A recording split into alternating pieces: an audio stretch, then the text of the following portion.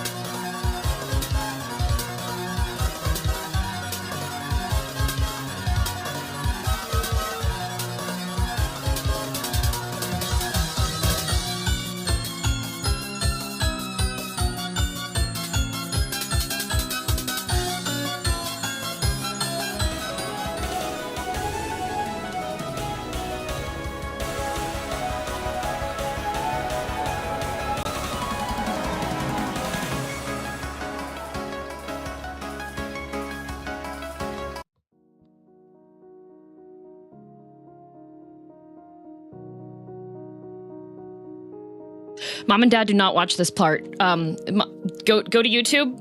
If you're watching the VOD, Mom, Dad, do not, just please don't watch this one. There's another one that goes right after this, okay? Just don't watch this one, please, okay? If I come home for the holidays, or you guys come to visit me, and you talk about my anime boyfriend game, I'm gonna crash out. And we can't, Mom, do not, just like, they're on vacation right now, so they shouldn't be watching it live. Mom and Dad, do not watch.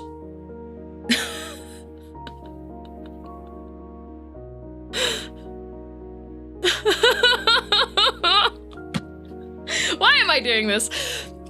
Because, you know, it's 2025. I've already had a rough year. It's been a year already, you know? So why not add public humiliation to it, all right?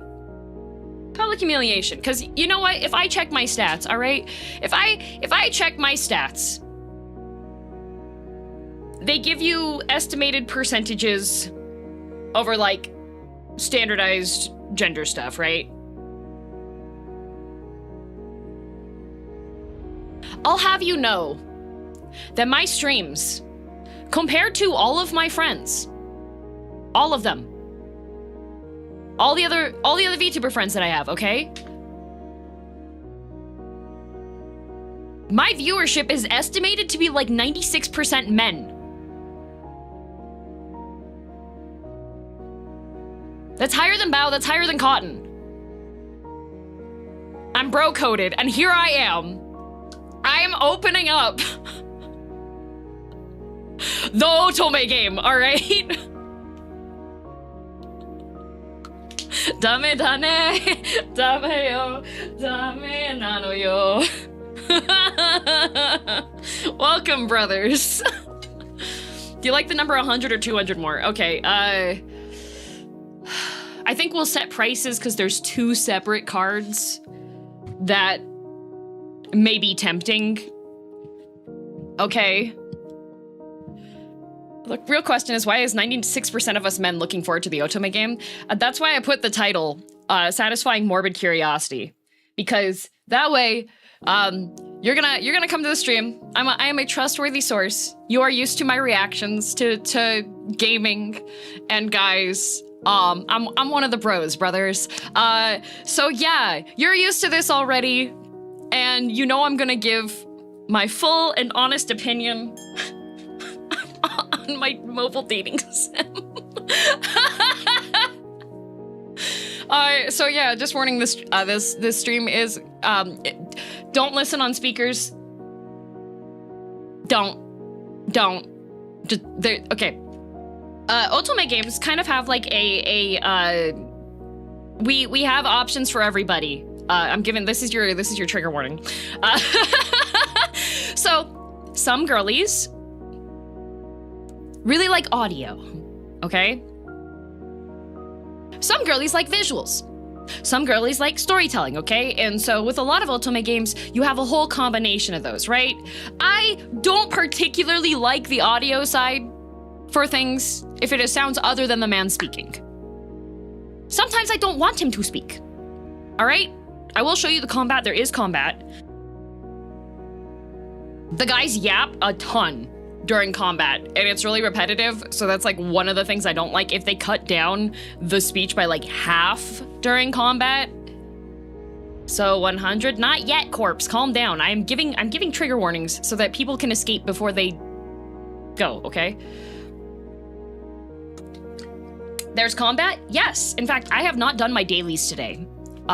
So I could show you guys, because a lot of the stuff you see on social media and the stuff that gets traction is the memory cards. We should be clipping everything cool. Oh, there are some cool things. Yeah, there are some cool things. Can't you turn off the talking in combat? You can turn off like the girl talking, but the guy still talks. Cause yeah, they need to reduce some of the audio banter. Like, I can appreciate some of it, but it's just like constantly. You'll see when I do the combat, because I'm not going to do the auto battle for the dailies. I'm going to actually do the I'll actually play through them. And I'm gonna open my capture. Can we have Teiji make a compilation and Kai send it to your parents? No.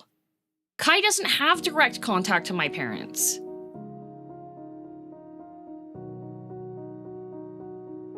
You're gonna get the full experience, yes. The only thing I've seen in this game is the guy tied up to the wire fence and POV character slaps them.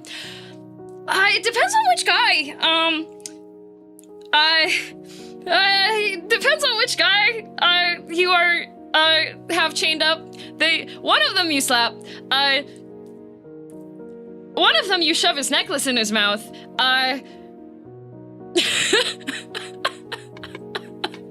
It really depends on which guy we're going for there. So those poor men, it's okay, they're in love.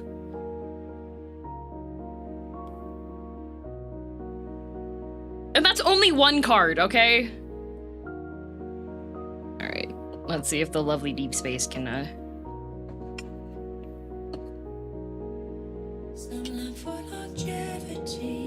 Why are you not playing in my headphones? Oh, you are. Okay. All right. Just gotta make sure I have everything. It was so crispy, I thought it was coming from my iPad. There's more than one fence scene? Oh, we have multiple. Shut up, Zane. As of late, Shut I've been up! undergoing a sugar reduction treatment. For example, seeing you will reduce the amount Shut of sugar I up, consume Zane! through food. This Shut week's up! results are good. Zane, shut up! Can we continue it next week? Zane, shut up! right. Oh no. Why am I doing this? Okay, let's move Mr. Zane Love and Deepspace over here. All right. Silence! DM while playing Love and Deepspace for real. Okay, let me just put this. I have to make sure that I'm not annoyed. Shut I have a lot of patience. up! I'm not talking to you because I'm setting up the stream.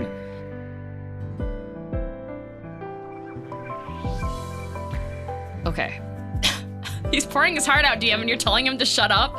I like looking at him. I don't want him to speak. Men should be seen and not heard, especially when they're in the kitchen.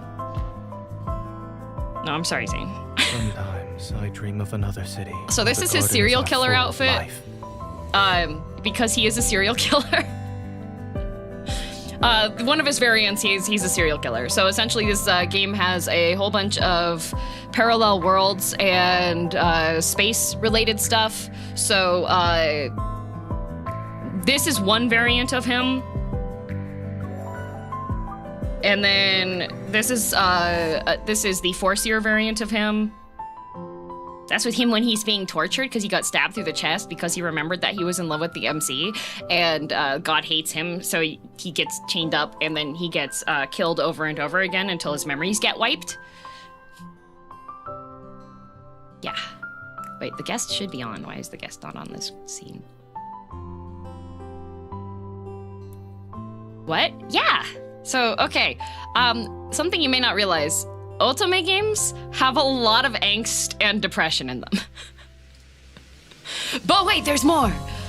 Here, I'm just gonna move to the side here, and then I'm going to do this so that I don't move quite as much. Because I want you to be able to see the combat on screen. Because there is combat, and I'm gonna be showing you combat. Because I haven't done my dailies. All right. He's very calm for being stabbed. Oh, he's used to it. Okay, so that's one variant of him. This is We're not gonna wait for that to be animated. That's one of those ones. I do have, I have every single guy's one of those. This is when you shove his necklace in his mouth. Which, by the way, are his dog tags that were on his grave because he did die in an explosion, which was why it was very surprising that he was here, that he came back. You promised the whole experience, DM? Oh no, I'm gonna show you the whole regular experience stuff. If you want me to activate any of his spicy cards, though, I'm gonna require monetary compensation for that level of embarrassment. But yeah. This is also Foreseer Zane. He's like in stasis, frozen in the tower. He's like Rapunzel. Wow. He just like stares at you. And then that's his serial killer outfit. Zane is the only one that doesn't have control over his superpowers, so sometimes he has backlash, and he makes a lot of noises. What happened to his neck? That's his ice powers not working properly. So you have to help him stabilize. Princess Carrie! But that's his serial killer outfit. But yeah, Zane's your doctor. This is the one when he gets drunk off of one chocolate. But like most of the other scenes are just very normal ones. Like, oh, you took his glasses. Oh, he likes sweets a lot. And these are the 4-star cards. This one, he helps you fight some monsters. This is his myth that was a limited myth. This one, this is Master of Fate. I really, really want this one, but since it was limited and it came out after before I started playing, I wasn't able to get the 5-star pair. So the event today, I'm just gonna get my friend. Look, here's Clotho. She's playing right now. See? There's Clotho. She's online right now. She's doing the same thing as me. Okay. But yeah, there's an I didn't do my dailies yet, so I'm gonna do my dailies. But you have, this is the mobile phone part, because there's a whole social media feed. So you can have phone calls, you get phone calls from the guys, you get video calls from the guys. This is your social media feed, so you can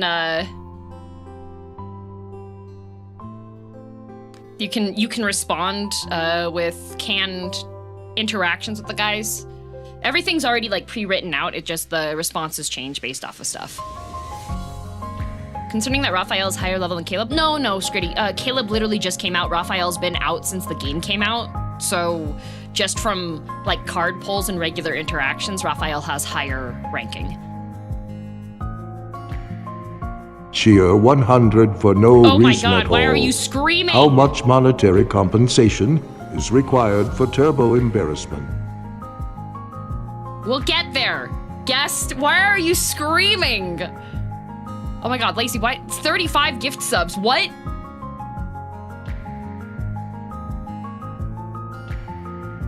Why did you give 35 gift subs? Beating around the bush. I haven't even done my dailies yet. Wait, we're not bribing me until after I've gotten my polls and done my dailies.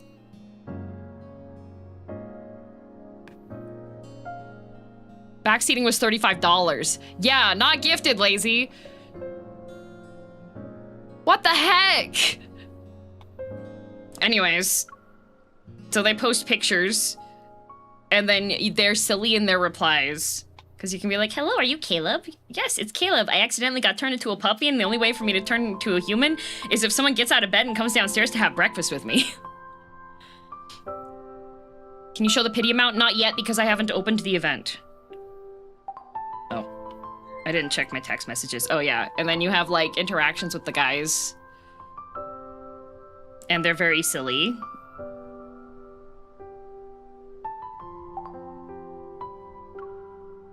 And you have, each guy has their own set of emoji that are animated. So this is Zane's. This is Caleb's. That's Silas. That's Raphael's. And this one's Xavier's. And Zane hates it if you use somebody else's emote.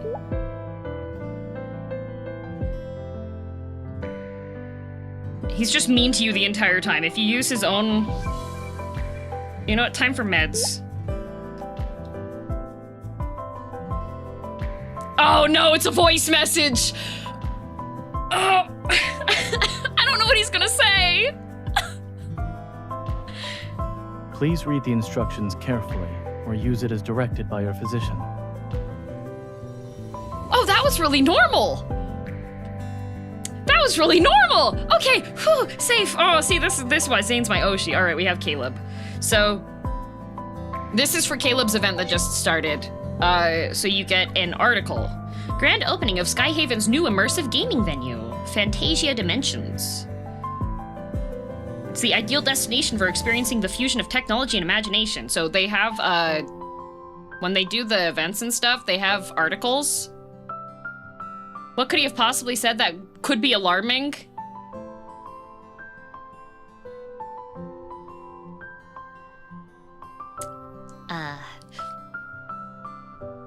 Many things. Yeah, so you'll have Void Flee is their latest theme. Step into the role of a test subject attempting to escape from a high-tech laboratory. Prepare for a thrilling journey filled with intense challenges as you evade cutting-edge weapons in your quest for freedom. You pilot your own escape vessel, but where lies the paradise that will finally grant you respite from your endless flight? 24 planets, That wow. pause speaks volumes. We are listening. Looking for teammates, someone quiet, low maintenance, and quick at splitting rewards ASAP. Need NPCs to hunt down other players? I'm a drama school student. I can play any role. I'm not doing this for the employee discount. Honestly, I just need to satisfy my acting addiction. Can you explain what many things means in detail? What are you... Let me play my game! Dear God! Have our reply. You were so exhausted last week, you fell asleep on the couch and sleep-talking your sleep talking mentioned the need to relax. Since that's the case, why don't we find your perfect getaway spot? We're gonna be fugitives while exploring space. What happens if we get kidnapped? I can pilot the spaceship we'll use to escape, and you can fight anyone who tries to mess with us. They'll be the ones in danger. Who knows? We might even capture a space pirate, put them in an exhibit, and sell the tickets to tourists. Okay. I don't know where this place is. Can you pick me up when I'm in Skyhaven? A full-service package includes meals, lodging, and a personal chauffeur. Open up. I brought you roasted sweet potatoes from the convenience store. They're dripping in honey, too. So interactions increase your affection levels with the guys. So this is I have Zane at level 80. And it goes over every single interaction you've had. And then you have an about him section that gets filled out more when you get additional memory cards and stuff. What's the current endgame max level? Affection levels don't like I can show you where the upcoming affection levels are, because if I go here, these are all the things that unlock at the different level. Why are we gifting? What? Thank you for the gift subs, but I haven't even set my price yet for bribes, okay? So the affection level currently maxes out at 190.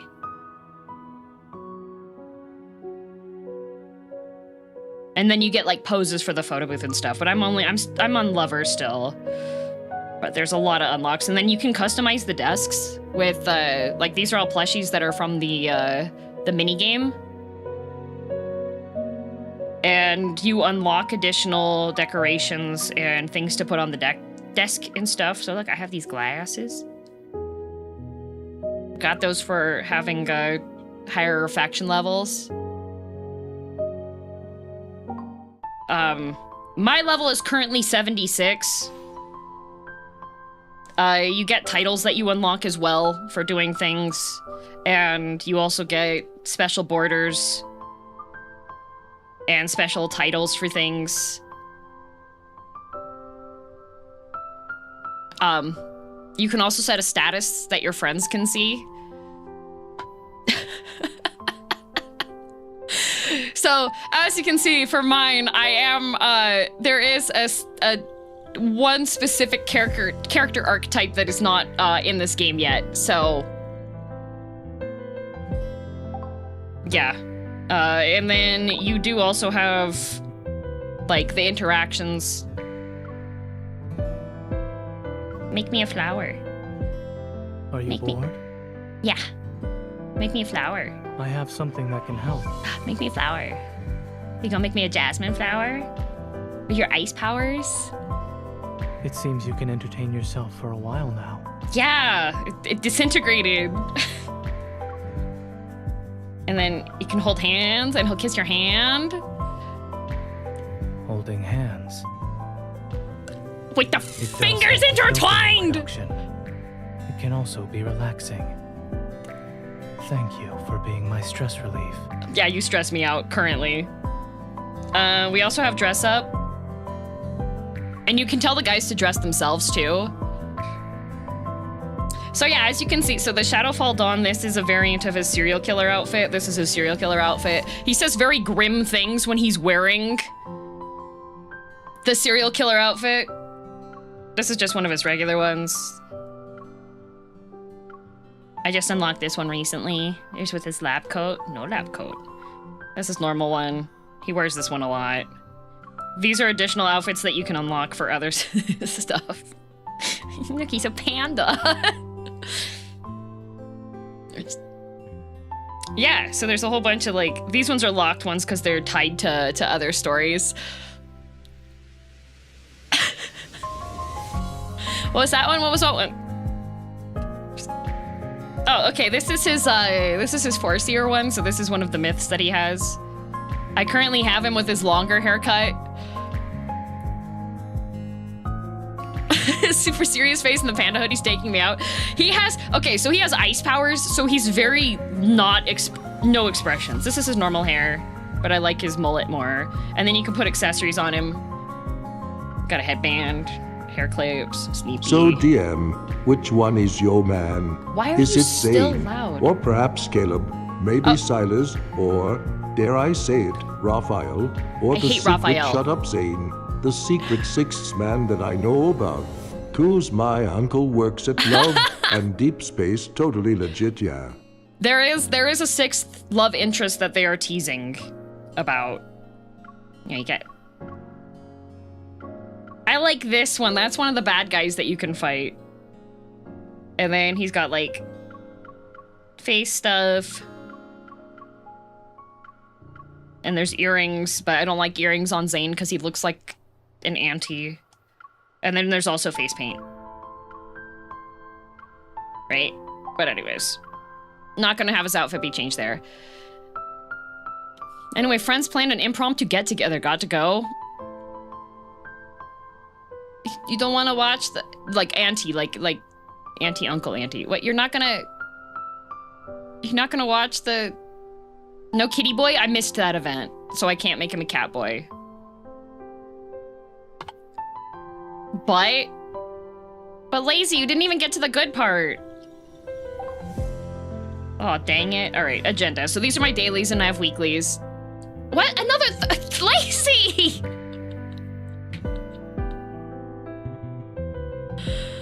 Had to get next chat badge. Oh, okay. Thank you for the gift subs. What the heck? Jeez. Okay, so I got all these ones. And monthly check-in. And energy. So there's also weekly, but I've already capped out weekly, but that's okay. So there is combat. I am gonna play the actual combat mode so you can see it, because there is actual combat to it. So all of the guys are free. It's not like Genshin where you're pulling gacha to unlock guys. You get all the guys.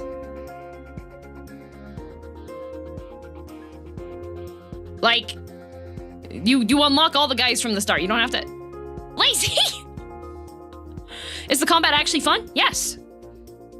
So you have, the gacha is for these. So the memory cards, 5-star memory cards have like animated story sections to them. 4-star ones have audio drama. And they have additional things on them called protocores. And the protocores you use to augment your stats, because the protocores have a random assortment of stats, and depending on the type of card, that is where you get additional buffs from. So unfortunately, Forseer is a defense buff card because he's a support mostly. There we go. And we can do that one, and... So yeah, you have that material part, but then the actual fighting, and okay, so these are the mob monsters, so they're not the cool ones. These guys are just like the silly ones, so they sound really dumb. But I'm gonna show you them anyways.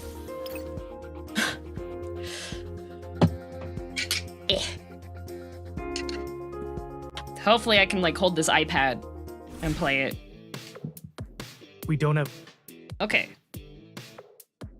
New animation skip settings. Tap the pause button. What?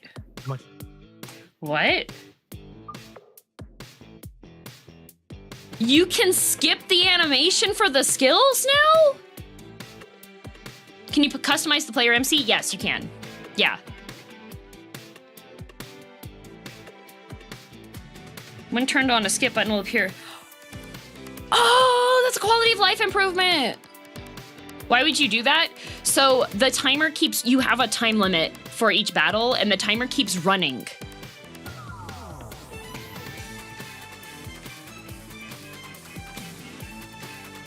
So they just added a skip so you can continue fighting after you do the animation, because some of the characters have longer animations than other ones. And if you're doing a time trial, it's kind of a pain. Time. Let's make this quick. Yeah, he's gonna be yapping the entire time while I'm doing this. Observe its movement. So there's multiple different weapons. The guy has special abilities that he does. You have a whole, like, combos. Bring it on. There is a perfect dodge mechanic, and then depending on how high the yeah, so that's the perfect dodge. Here it comes. Leave it to me. But he put it the wrong direction. It's And your then turn. you have No problem. the color coding depends on the weaknesses. That looks like a good omen. And then you have a whole shield break. Do not stand in the thing. Come at me. Together. It is weak. Now's our chance. This is it. Chat, here we go. The combat wombat. This is just the mob combat. This is not the actual, like, cool It will come. combat. Be careful. This is what you usually skip and just get your It's your materials. turn. No problem. Seize this chance. And I then you will have your silence special. you. So this is the one that No they added a problem. skip for. So that you can, I'm impressed by your because the skills. timer keeps going up Me in the too. corner, right? Thanks. Here it comes. Leave it to me. That's for you. Your safety is the highest priority. Oh, he just did a block for me because I would have been hit. That you came from. It's your turn. No problem. It is weak. Now's our chance. Why do you look different when you use Come your dash closer. ability? Thanks. Here it comes. Oh, you just have like, Is this what you want? it just changes the color. Be careful. It is Zane, it's your shut turn. up! Oh my god! Threats are only temporary. Melting like snow. Why do the enemies look like the teacher from Assassination Classroom? Because that's the basic mob creature that you kill over and over again to get money and experience.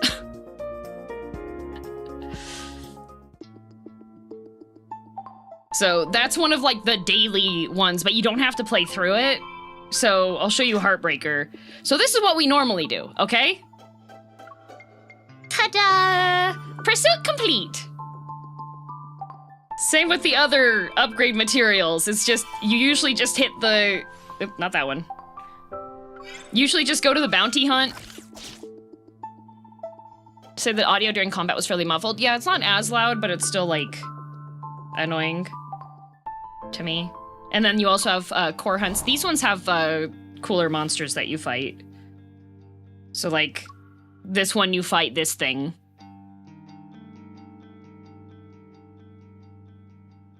And these are for the protocores, which are the upgrade material thing. And then the people who are frustrated about protocore forming, I just want to double check that you are aware of the...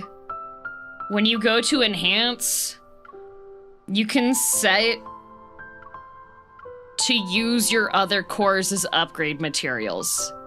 That's not a setting that's on by default, but... Heck yeah, we got level 12 hype on, lads. Let's go. Level 12 lads hype train? Yeah, so you can do your enhancements using the other protocores that you've, like, gathered already. You can just, like, have it auto-populate based off of that. But yeah, okay. Agenda. Get my... There's the pull packs. There's the pull packs for Caleb. Oh, okay, this is the new outfit. This is the new MC outfit.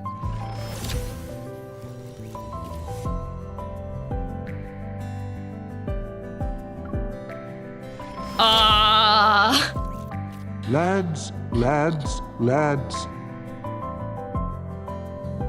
Yeah? Yeah, so this is the different outfits you can get for MC. Oh, the termination! They knew what they were doing! Look at him! This is the man I'm pulling for today. Okay, wishing well, they haven't updated. I don't have enough stuff for it anyways, and then... Yeah, okay. Spend quality time for more than 5 minutes? Not today. I'm gonna grab my free pull.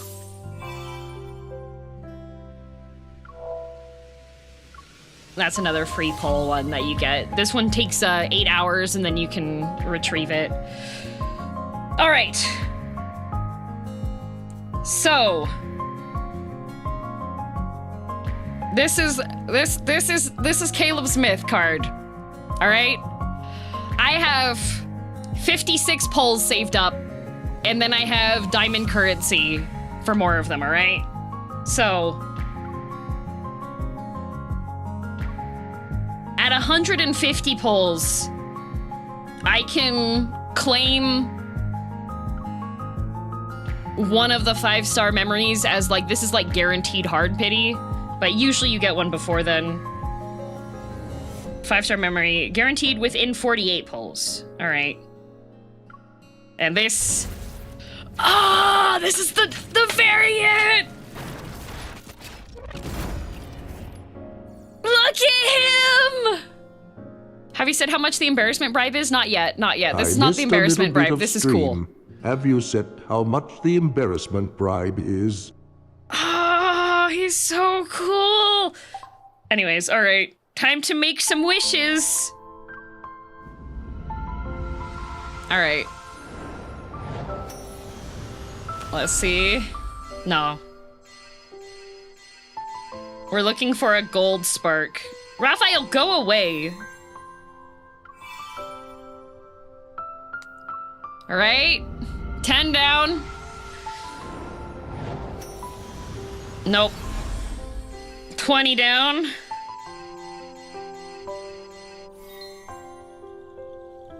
I already have all of these, I think. Yeah. All right. 30 down. What do you do with the duplicates? You can charge up a card, if you have 4 copies of a card, no, yeah, 4 copies of a card, it charges it to full, and then it turns into dust that you can exchange for more pulls and level up currency.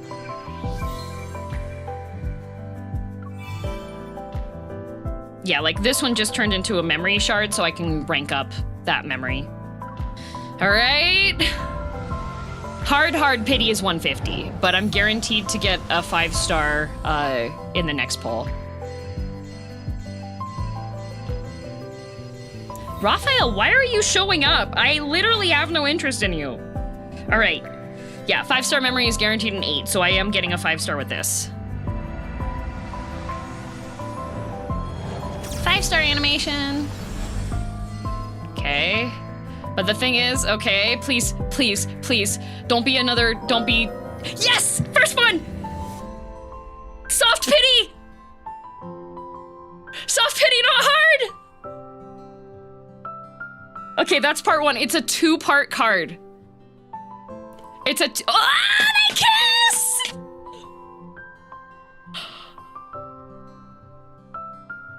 They kiss and then explode! I'm so excited! Okay. 2 5-stars! No, Mr. Silas, not that one. But it wasn't the other Caleb one. There's... it's a very benign one. You are helping measure him for his clothes, okay? It's a very benign one, okay?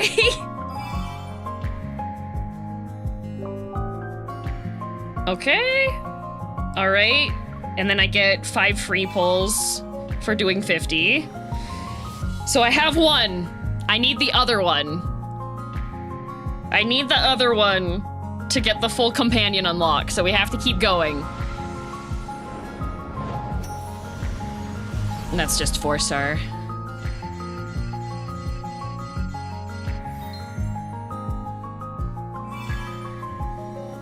Here we go. All right, time to use my diamonds. I have 14,000 diamonds saved up.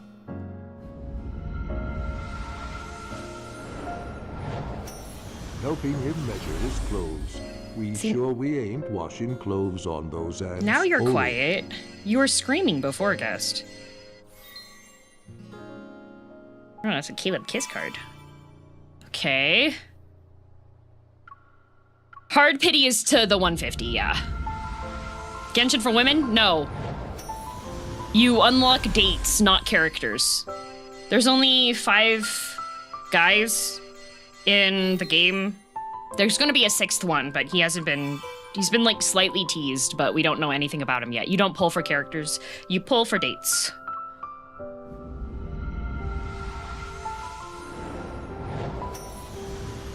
Four-star.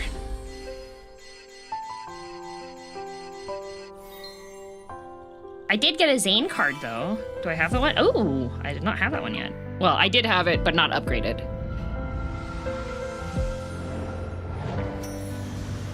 4-star.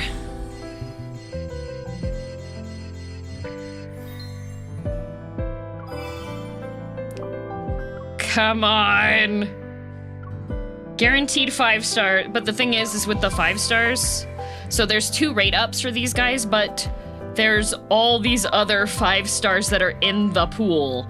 So the 5-star, the guaranteed 5-star doesn't mean, okay, I've hit 100 polls. Guaranteed 5-star doesn't mean that it's going to be the paired one. That's what the hard pity is at 150.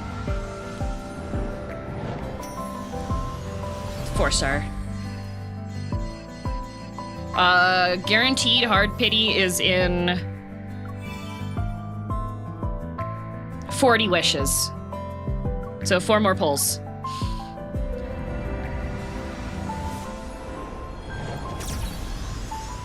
Five-star? Caleb 5-star? I got it before pity! I got the pair before pity! This is the one when he chokes her! Let's go! That means I can keep pulling, and then I can get the upgrade because you get more outfits upgraded with the higher. Let's go! I got it before pity! I got it before the 5-star pity too.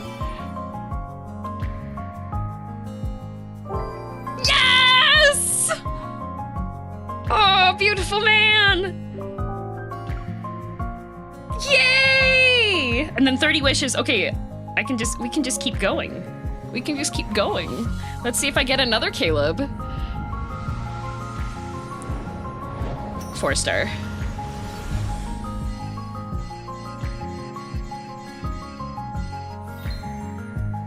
I would say the similarity for Genshin-wise, like, if you're saying that they're both gacha, that's the similarity, then sure. But I would not recommend, if somebody was like, my favorite game is Genshin Impact, I would be like, I do not recommend Love and Deepspace because it is so different from Genshin Impact that is not what you want.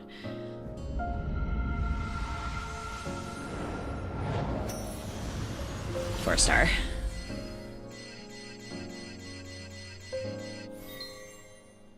Like, Zane makes you a snowman. Okay. I'll get the crate after this poll. 5-star?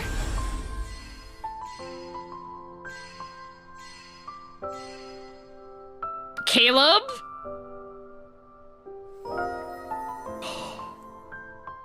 Oh, I'm already gonna have it ranked too! Let's go! And I get the box! And I get the box! Oh, let's go! Okay, so Caleb, shut up. So, what duplicates do is there's this little gem in the middle here. This is the rank up. So, you can rank it up 3 times, okay? And then you have the pair bonus. So, you get a whole bunch of stat bonuses with the pair. Each needs its own upgrade, yeah. So this one is Lone Road Together, so Lone Road Unreturned is the one that I need to pull out of the other box. Can you shut up, Caleb? So, and it tells you on the box how many of each one you have when you're trying to do the level ups, which is really nice, so you don't accidentally get the wrong one. So grab that. And then I gotta do that. Because... So they have single upgrade bonuses, and then they have paired upgrade bonuses. So, I get his ripped outfit! And then for them to get to level 2, then I can get his, the white variant of his outfit. And then you get a special name tag and a crown if you, get them fully. I still have diamonds though, don't I? I do still have diamonds, let's see. Let's keep going! 4-star.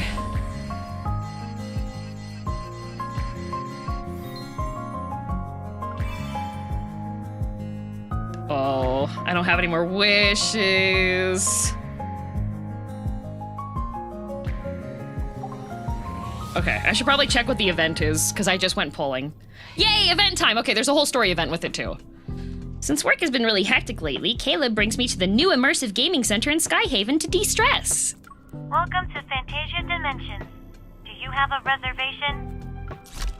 As soon as we enter the building, a small robot wearing a mechanical helmet eagerly greets us. So here's the actual gameplay. Yeah, we have one for Void Flea. Processing.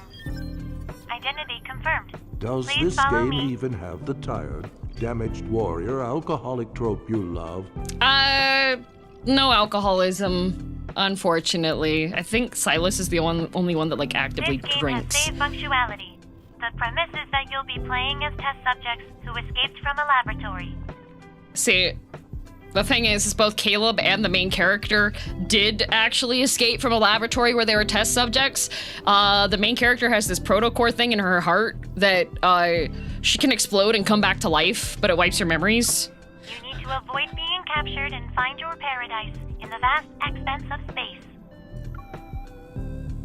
Caleb, are you sure a game like this will help me relax? Let's see how it goes. If you don't like it, we can always try something else. The setup here looks realistic. I hope the immersion doesn't extend to simulating zero I gravity. can hold your hand while we moonwalk. Oh, thanks. Are we just gliding back, though? That's not really impressive, especially with your evolve. Caleb's ability is, his special power is gravity control. And now you're dragging your feet. Do you want me to send you to the moon? He literally can, because his power is gravity. My feet are lifted ever so slightly off the ground. It looks like I'm walking on my tiptoes and actually moonwalking. Caleb! I'm just helping you get used to different G-forces ahead of time. Caleb guides me forward with a hand on my shoulder as I float into the immersive gaming chamber. Wow, he's mean. Oh, this is the yandere. He's the one that wants to lock you up. The thrilling Void Flea is about to begin. Escapees, please put on your powered exoskeletons. Looks like they combined the mecha aesthetic with flight suits. The devs really put a lot of effort into the details. They sure did. They sure did, Caleb. His tone during battle voice lines and his tone during these cutscenes is so different. Yeah, because in the cutscenes, he's pretending to be normal and that he doesn't have a chip in his brain that's turning him into a weapon. Caleb helped me. With some difficulty, I managed to poke my head through the powered exoskeleton. I am unable to reach the connectors on the back. Caleb assists me with ease. You still know how to boss me around. His hands find its way to my head and gently ruffles my hair. I won't let everything go your way, though. Yeah, he wants to lock her up. Determined to get back at him, I stand on my tiptoes, but he blocks me with one hand while using the other to secure my helmet. Your reaction speed needs work. Let me show you. Before I can react, he puts an airplane sticker on my arm. It's a cute addition that sticks out like a sore thumb with the heavy-duty powered exoskeleton. The introduction said we might run into unexpected situations during our escape. Ew. He turns to face me and reveals his arm. He had placed an identical airplane sticker on it. At least our captors know we're a set once they see these markers. We can't let ourselves be separated, you know. That's very cute, actually. We're a set pair, guys. Don't separate them. He moves closer, so his arm is next to mine. The two airplane stickers are side by The side. spacecraft is ready. Come on, Captain. Let's find our new paradise. He's so cute. He's insane, though. He's probably the craziest of all the guys. We take our seats in the simulated cockpit of the spacecraft. The holographic displays before us monitor various parts of the vessel. He's a pilot in the lore. Is now active. Please complete the final pre-flight preparations. Take a deep breath and hold on tight. We're about to take off. Wow, thank you, Mr. Caleb. Caleb activates each system one by one. Soon, an intense sensation of weightlessness hits me, and I press myself against the seat.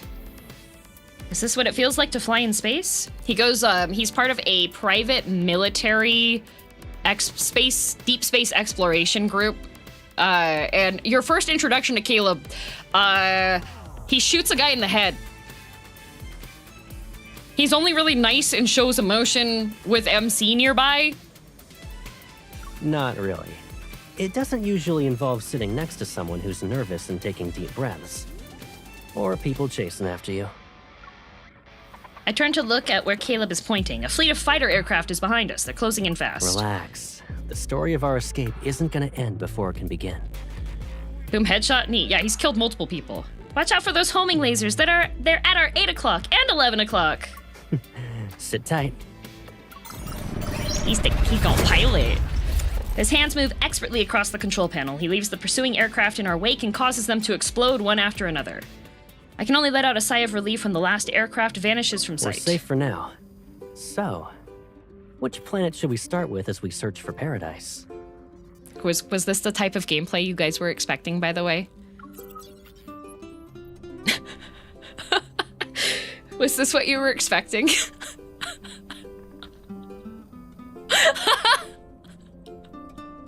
So far, yes? Okay. Steve, thank you for the raid! The holographic display shows a star map with coordinates marked for the nearest planets. The intro said we have 24 planets to explore. Is there one you'd like to visit first? I'm fine with any of them. You're being evasive again. Since when? Since always! Look, I don't care where paradise is. The person who will accompany me He's to a that yandere. place is what matters. Like, he's straight up yandere. This man is insane. So many of his interactions talk about how he wants to lock her up. I promised this would be our last escape. And I meant it. Oh, what is that voice line? And oh my god! The art is so nice! Okay, companion rehearsal. So this is the practice. So you can try playing with the companion. Oh, he's so cool. So, interesting detail here, okay, is that the staff actually uses some of his wings that are on his back. Like, if I reopen that,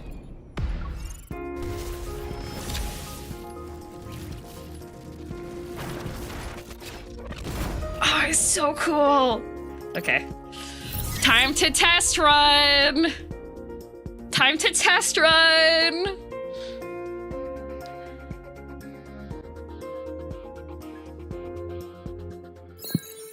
Caleb joins you as the ultimate weapon, XO2. After using an Ardent Oath skill, Caleb enters ultimate sync state, where you and Caleb will hover in the air, launching coordinated attacks to quickly overwhelm the enemy. When fighting alongside ultimate weapon, you gain multiple ways to accumulate stasis particles. Using an active skill consumes these accumulated stasis particles to restore a large amount of Oath energy.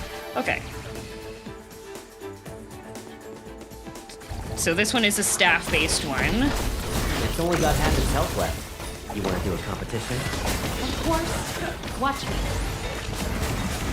You can't hold on for much Ah, longer. he's so cool. Backseating can land the finishing. Oh, he's so cool! They're right where we want them. Let's go all out. Now's our chance to strike. Locked onto the target. Copy that. You won't escape.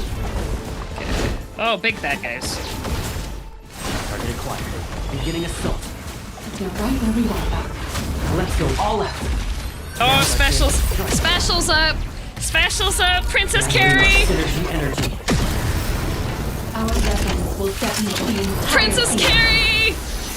Embrace annihilation. Is it charging up for an attack? Yeah! Time to change our strategy. This is what women want. It recovered. Princess Carrie machine gun boyfriend. Unstoppable.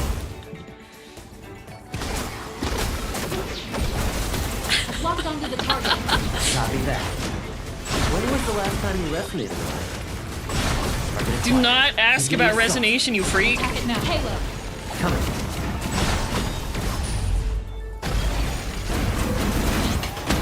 Oh, he's so cool. They're right on the back. Let's go all out. That and low Now's our order. chance to strike. Target acquired. Beginning assault. Attack it now. Oh, okay, we have so many Let's things see to who fight. does this. Again! Gathering our synergy energy. No, she has multiple weapons. One of the release variant of Caleb that I have. Embrace annihilation. Whee! Watch out. Dodging this won't be easy.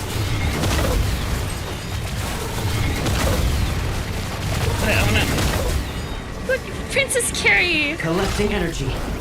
Unstoppable. Focus spot. They're right on the back. Let's go all out. Now's our chance to strike. I am running this currently on like an older iPad. It does run smoother on my phone. Target acquired. Beginning assault. So, the main variant of the release variant, the Farspace kernel variant of Caleb, you have matching dual pistols with him, but I think there's five different weapons you can choose between. I've locked onto the target. Copy that. Time You can have the same account on 2 devices? Yeah, you just can't be running it at the same time. What's this about? Resonation? Oh, so your main character... Oh, you get a free card for it too. Nice. Your main character's ability is that she can resonate with other people's special powers and make them stronger. So we have event tasks. So this is for the special event. And then you get Protocore Energy, which is for exploring... Ooh, we have the Hexel Quadrant and the Novice Quadrant. Terra Lucida. Our escape pod crashed into a green river, and somehow Caleb and I turned into 2 lettuce plants as we tried to repair it. Ah, okay, so you have to unlock currency so that you can unlock the 24 planets that are in the story.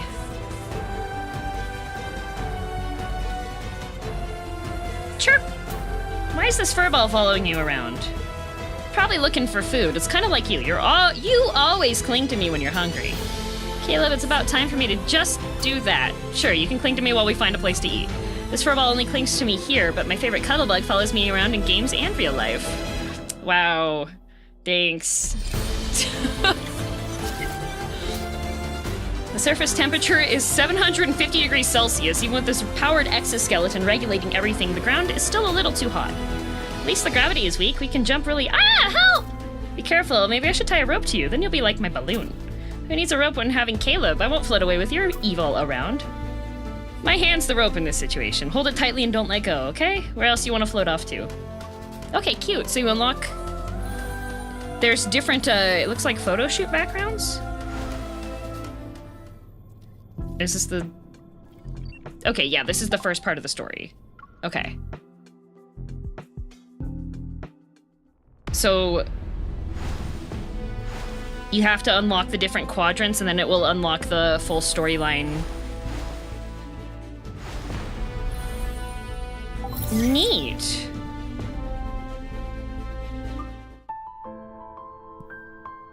And then... These are just the general event stuff. Wow! Okay, people were asking about the... weapons. I will give you my fate.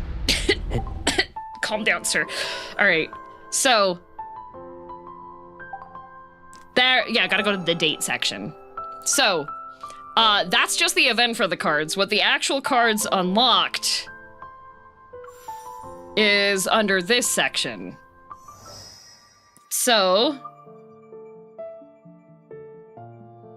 he has his myth unlocks. So this one is from his, the first one that I got for him, which is with the Colonel. And then this is the event one. So there is an entire multi-chapter, like if I show you Zane's, it's a 9-chapter story for Zane's myth.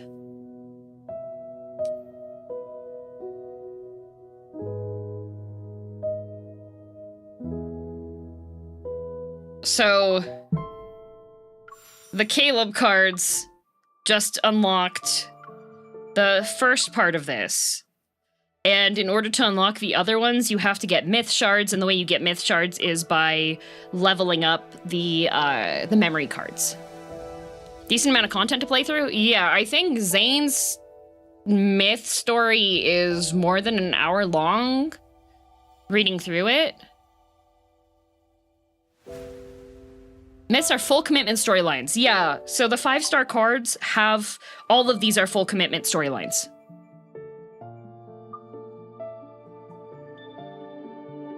They're just not to the same length as the myth. The myth is like a whole big multi-part one. These ones are usually just one-off stories.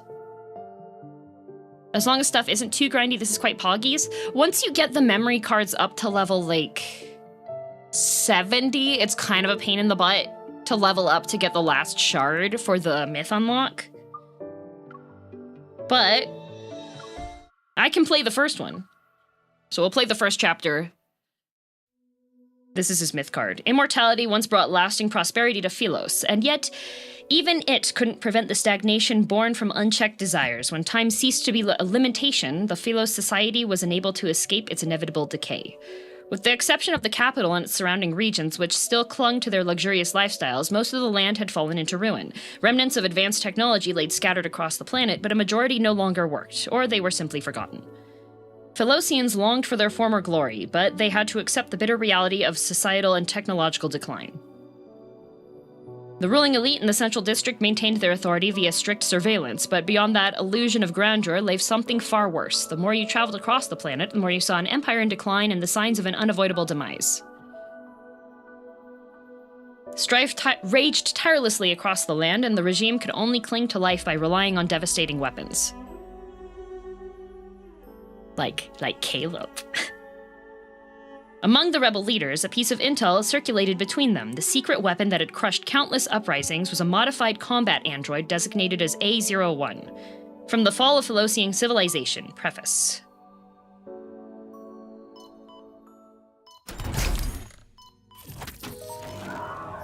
We have lost control of X02. Requesting emergency... Oh no, X02 lost control. Very quiet. There you are. Can you hear me? I'll wake you up. We're going to get out of here. Ooh.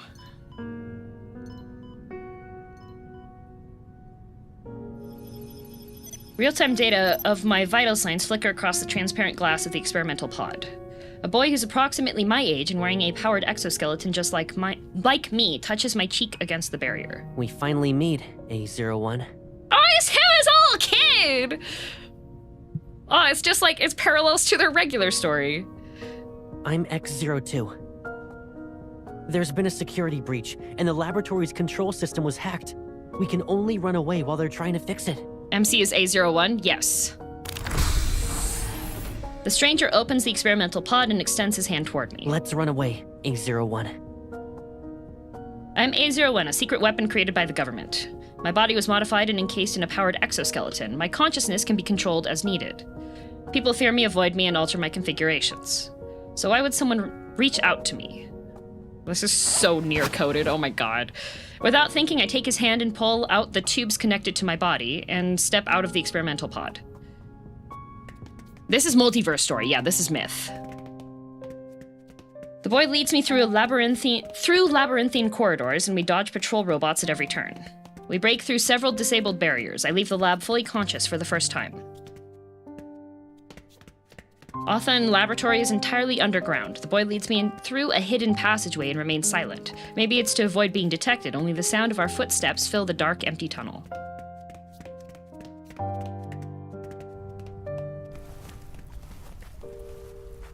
At the end of the passageway lies a vast expanse of wild grass. The sky floats between night and day. In the gloomy darkness, the wasteland stretches endlessly before us. There's no telling how long it will take to traverse. I'm sorry. I didn't expect the tunnel to lead us here. Well, guess we gotta go back to the lab. The temperature outside is significantly warmer than the lab, so my body registers the heat. Is it too hot for you? It's currently summer. Ah, he's a baby! The laboratory always felt the same, but it's different outside. The sweltering heat, the sweat, and the thriving trees. This is the summer I know. He still has his memories. The long grass grazes my calves as the warm night breeze sweeps across the field. The vivid sensation is foreign to me. We keep moving. Despite knowing we could be caught at any moment, I feel strangely at ease. Everything outside the laboratory is new. I'll take you to any place you want to visit. She's giving him nothing to work with. He's like, oh, we can go outside, we can go do stuff, and like, dot. I guess you've only ever been sent to battlefields. You must hate areas like that. Walking beside me, the boy seems lost in thought. I've been sent to one of those battlefields too. It was a desert, and the war lasted a month. They both have potato. Some soldiers would search for fresh fruit during their breaks. He sounds a little different. Oh, that's because at the start of this, it sounds like both of them are kids. There's this fruit that comes from a tree called Silver Glow, and it glows with a silvery white light. Even its seed shines. Yeah, he's a little kid right now. That's why his voice isn't the same. His fingers, encased in his powered exoskeleton, gently rest on my palm while he speaks. The cold black metal traces my palm and leaves behind a seed that emanates a soft silvery white glow. I kept one as a keepsake. I pick up the tiny seed and observe its soft light flicker through its patterns. Taste? The first word she says to him is taste? Surprised, he lowers his head to look at me. Do you want to know how it tastes? I nod, and the corners of his lips immediately curl into a smile. If you want to try it, we'll find those Silver Glow fruits. Now you have a place you want to visit. Aw, he's helping her learn how to be a person. I pause and turn to look at him, but his holographic visor hides his expression. Why do you want me to have a place I want to visit? Because then I'll have somewhere I want to go too. He's so nines-coded. Oh, he's so nines-coded. I don't understand. It's because I'm your friend. His voice is clear and certain. My job is to take you to the places you want to visit. I'm now curious how he goes from this to Mega Yandere. Oh, yeah. That's Caleb. Don't worry about it. As if reflecting the brightness in his voice, a golden ray of sunlight ignites the pale-colored horizon. Oh, he takes her to see sunrise! A tender golden red glow spreads from the edge of the sky. It becomes more vibrant with each passing moment.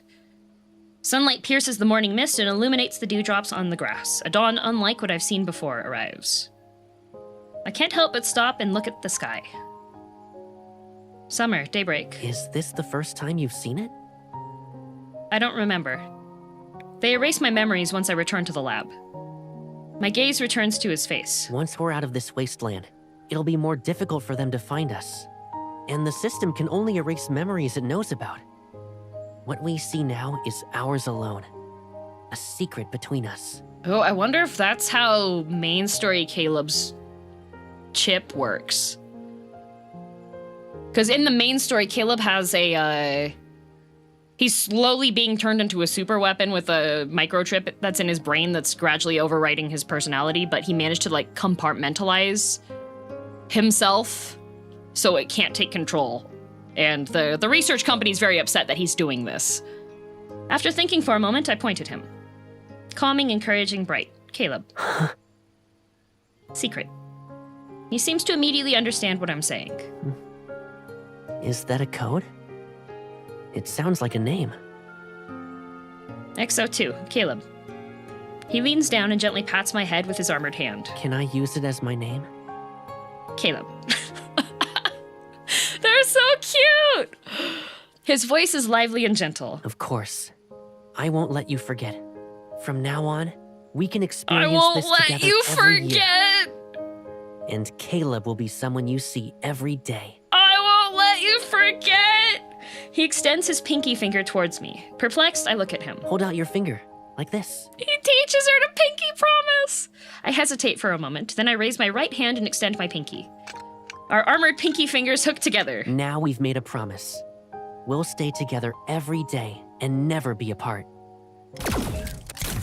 Test subjects have been located. Oh. Activating capture protocols. Use any means necessary. Oh, GG. Our promise barely began before it was broken in the cruelest way possible. I can hardly recall how I was captured. My mind is a blur of laser fire and soldiers collapsing under my floating blades. The place where I had first tasted freedom turned into that familiar battlefield in an instant. The boy protects me from a lethal laser blast. He falls in front of me. Get out of here. Run. I stab my floating blades into the soldiers and ignore the wounds I continue to get. My vision blurs. Through the haze, I see his body dragged away by robots. A dull thud resounds as a laser pierces my powered exoskeleton. I fall onto the blood-soaked grass, and the sky turns a blinding blood red. Amid the sea of blood, a faint silver light flickers before my eyes. The silver glow fruit. I don't know when the glimmering seed fell, but it now rests beside my right hand. With the last of my strength, I struggle to wrap my fingers around it. This is the last image I remember before losing consciousness. 2 test subjects have been apprehended, commencing full examination followed by solitary confinement. Well, Commencing comprehensive examination of the test. that loathsome familiar voice invades my ears, but my mind remains foggy. A01. Energy signature. Destructio. Preliminary assessment complete. Bodily impairment at 91%? 91%. Comprehensive modification and repairs required. Initiating the memory extraction protocol is recommended. X02. Energy signature. Construo. Preliminary assessment complete. Bodily impairment at 78%. Prioritizing the extraction of its energy for A01's repairs is recommended. They're gonna use them for spare parts to fix the MC. Activating memory extraction protocol for A01. Keywords are as follows. X02. Friend. My subconscious is plunged into chaos as a boy's face keeps appearing in my mind. The scent of wild grass in summer and how plants touched my skin, the silver fruit seed, the sunrise. Our hooked pinkies, the promise we made. A daybreak unlike any other, one that will never fade from my memory. XO2, Caleb. Memory extraction complete. We will now proceed to modify and repair A01.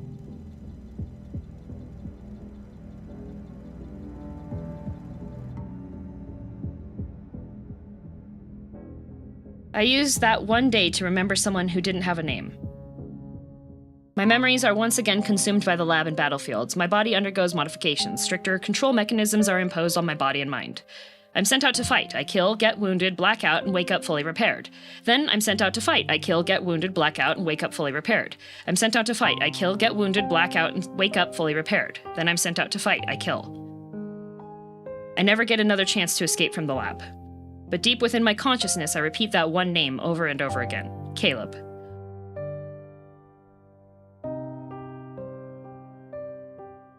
And that was chapter 1!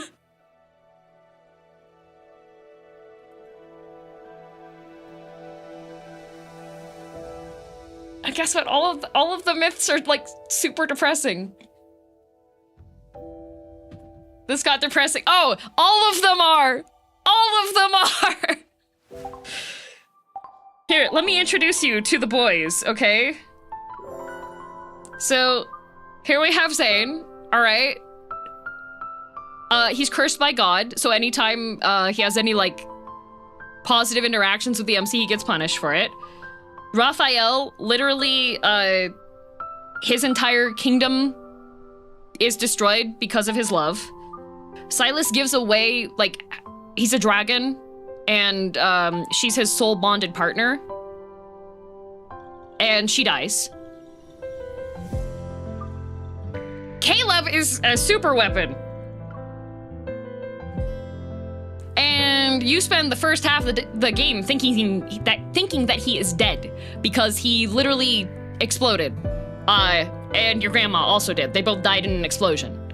Like, you play through going to his funeral in the game.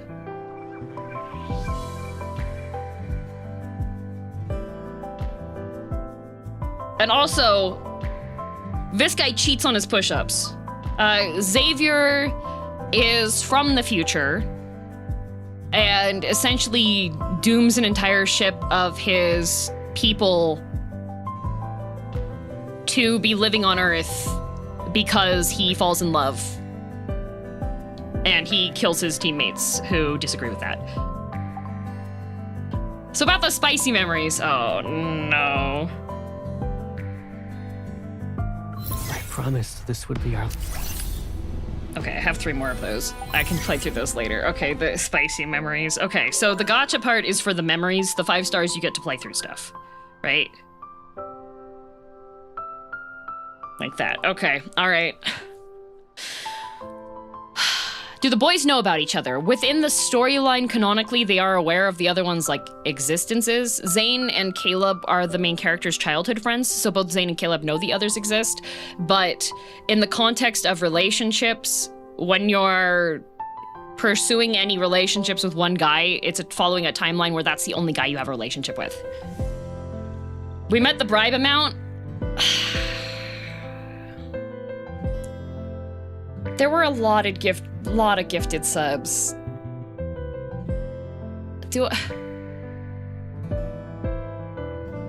Okay, I'll show you. I'll show you the one when Zane gets drunk on a chocolate. Okay? I'll show you this one, okay? Each relationship is a different timeline, yes.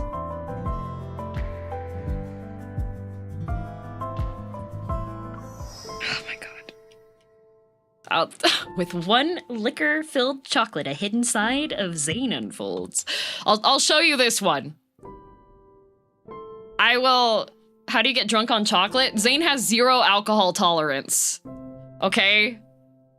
No more, not even for more bribes?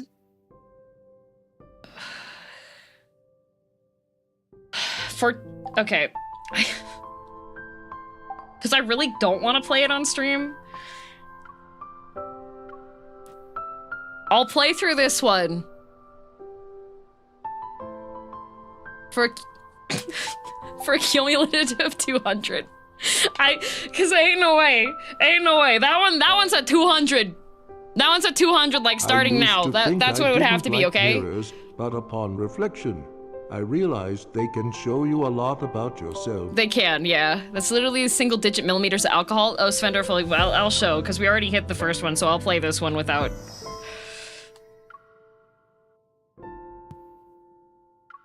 All right.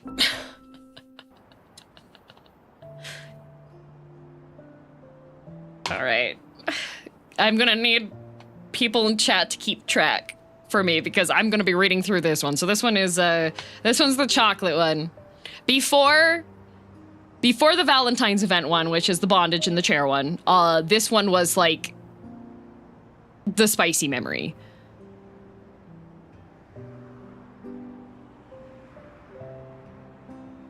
No, there's nothing that would get me banned on this. Yeah. There's nothing in this game that could get you banned. Fan art, yes. But nothing, like, the game is rated for teen. Winter's chill wraps the city in a cloak of desolation. Recently, the temperature has significantly dropped. As Zane and I step out of the train station, a biting cold wind hits us head on. Why are you not saying anything? Oh, hi, Mr. Zane. I'm just wondering when it'll start snowing in Lincoln. Snow would make this place more beautiful. You complained about it being cold a few days ago. Now you're looking forward to snow?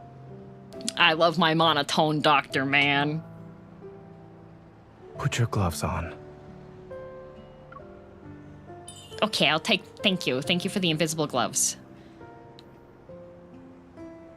I shake my head and slip my hands into the pockets of Zane's coat for warmth. Heh heh. This'll do. The restaurant is up ahead. It's just a short walk away.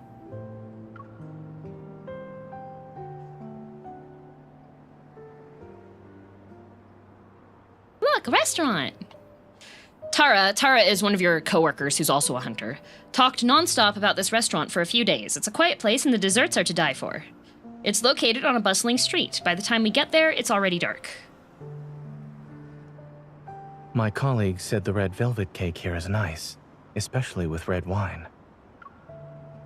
So, you're ordering red wine? I'll just enjoy the cake. Since it's cold today, you can have some wine. But don't drink too much.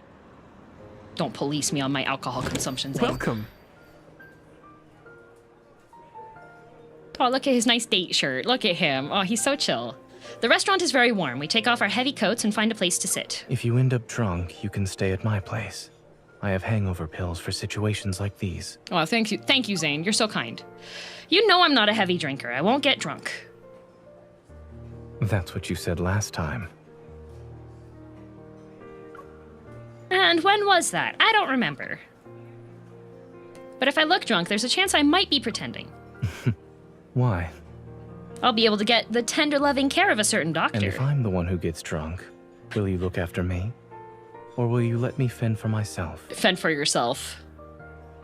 Only strangers would leave a drunk Dr. Zane alone to fend for himself. We're, childhood companions. Yeah. They are not officially dating yet by this card. Zane, have you ever done any... Oh. Thank you, Hobo, for the super chat. Zane, have you ever done anything silly when you were drunk? Depends on how you define silly. Like calling your crush to confess your feelings and then turning into a sobbing mess. Was that one of your drunken escapades? It's something you usually see in a TV drama. Well, I haven't done something like that. Yeah, because Dr. Zane never does anything wrong. He's never made a mistake in his life. Is it because he never had a crush before? It's more like I didn't have her number, so we lost touch for a very long time. He's talking about the main character. His gaze lands on my phone. But even now that I have it, I can't call her while I'm crying. She'd record it and use it to tease me later.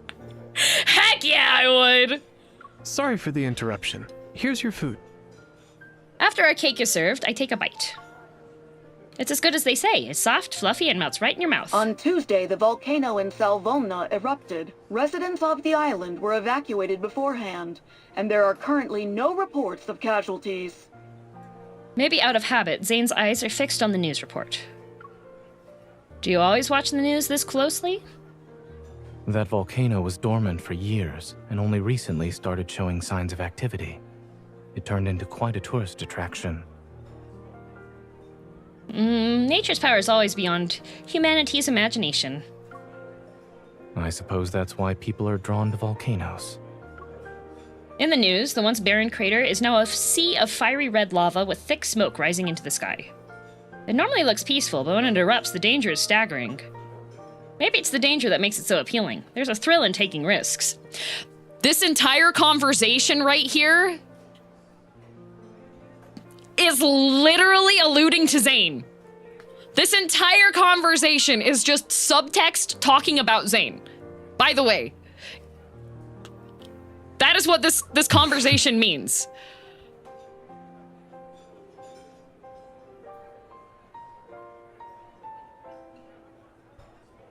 A yellow pendant hangs above us and emits a soft glow. It's the only source of light near us. Darkness is charming because it can hide the secrets we dare not speak of in the daylight. It makes me bolder. Why does it seem like some people can lose control and still keep it so together? Can order and chaos truly coexist? Who knows? I've never seen such a thing happen before.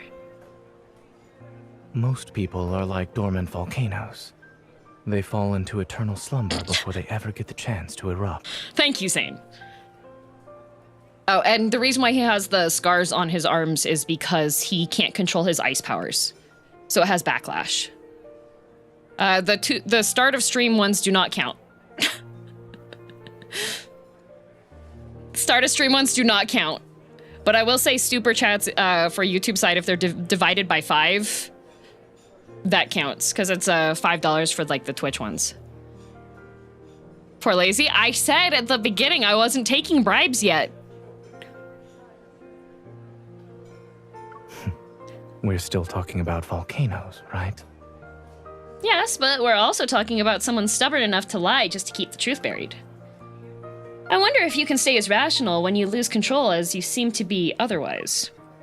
All right. We can do a test. Let's Yay! see who's more stubborn when it comes to denying the truth. Okay, Mr. Zane. He finishes speaking and reaches out toward me. So add 10 from Hobo's super chat.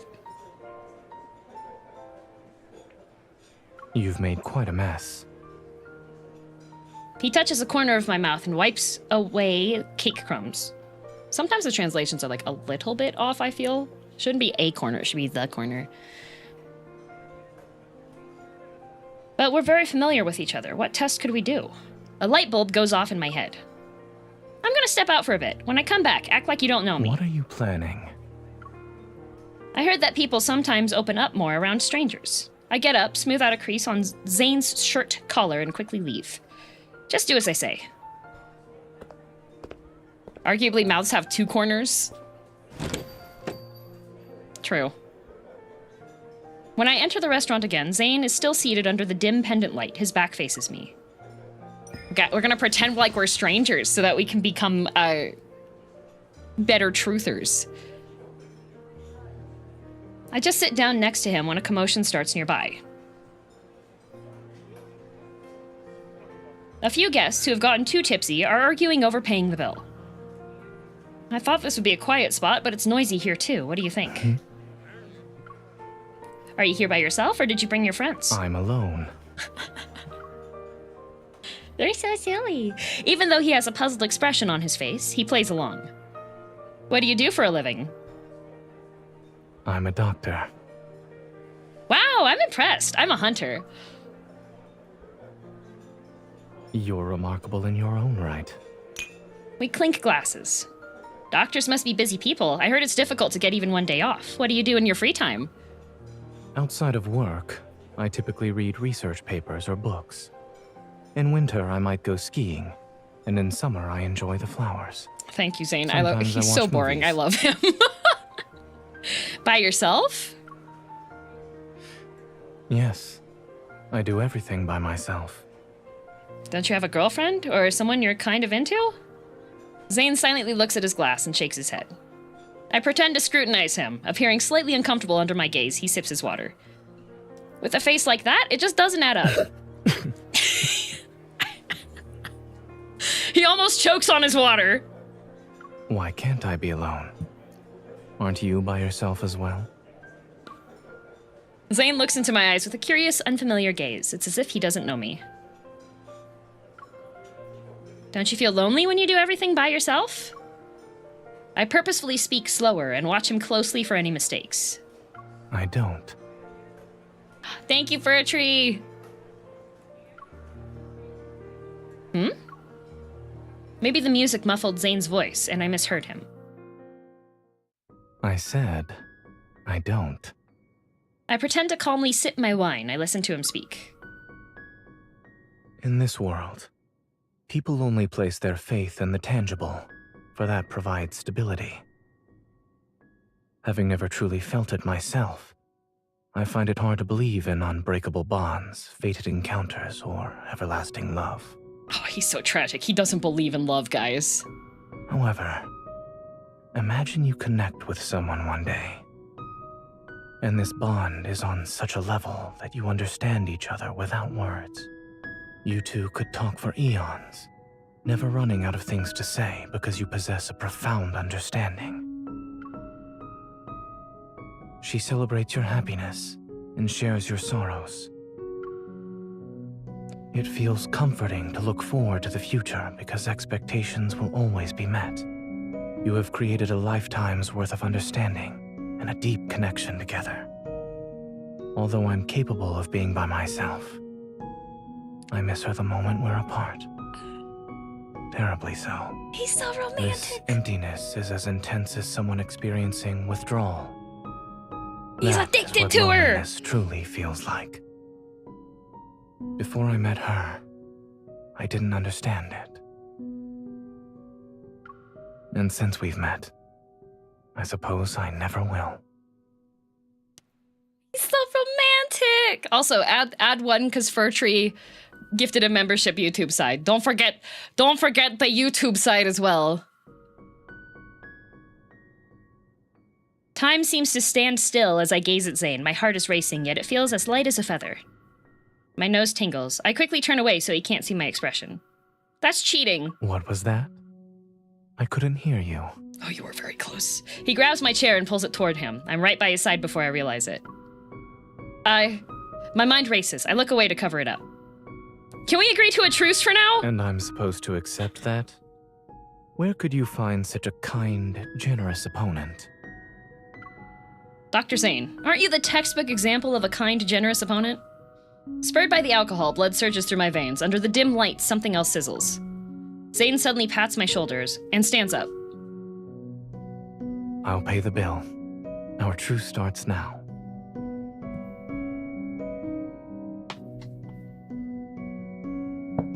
As he leaves, the waiter sets 2 elegant-looking sweets on the table. Please enjoy this complimentary, rich, liquor-filled chocolate from our kitchen. Thank you, waiter. Shoulder pat after that level of romance is diabolical. Oh, wait. Just wait. We have a truce, guys. Zane quickly returns to his seat next to me. I push the chocolate toward him. Is this your peace offering? It's just some free chocolate from the restaurant, and we agreed to a truce. I didn't surrender. All right. I accept it. Zane bites into the chocolate. It has liquor?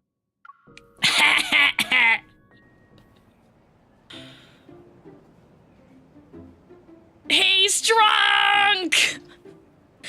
Be careful, watch your head!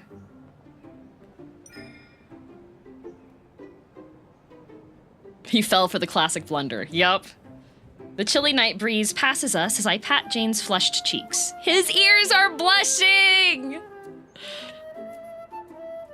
This isn't good. You're tipsy after 1 piece of liquor-filled chocolate. I'm not drunk. Let's go home. A taxi appears and I help Zane get in before sitting beside him. Just one? Yeah, this man's 0 alcohol tolerance. He is gone. Zane leans against my shoulder and he weakly reaches for my forehead. You're burning up. Do you have a fever? It's just that your warmth is rubbing off on me. Impossible. Zane collapses onto me like a large, unsteady plushie. I have never gotten a fever before. I'd melt if I did. Miss, how much did your boyfriend drink? Make sure he doesn't throw up. The fee will be $500 if he does it in the car.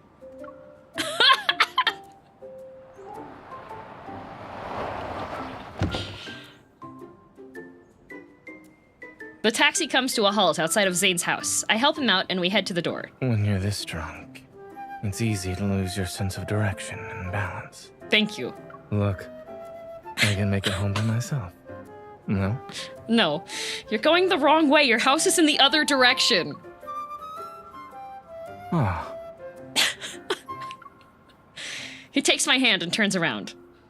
No wonder you avoid alcohol like the plague. You can't hold your liquor at all. I don't drink for health-related reasons. As a doctor, I should set an example.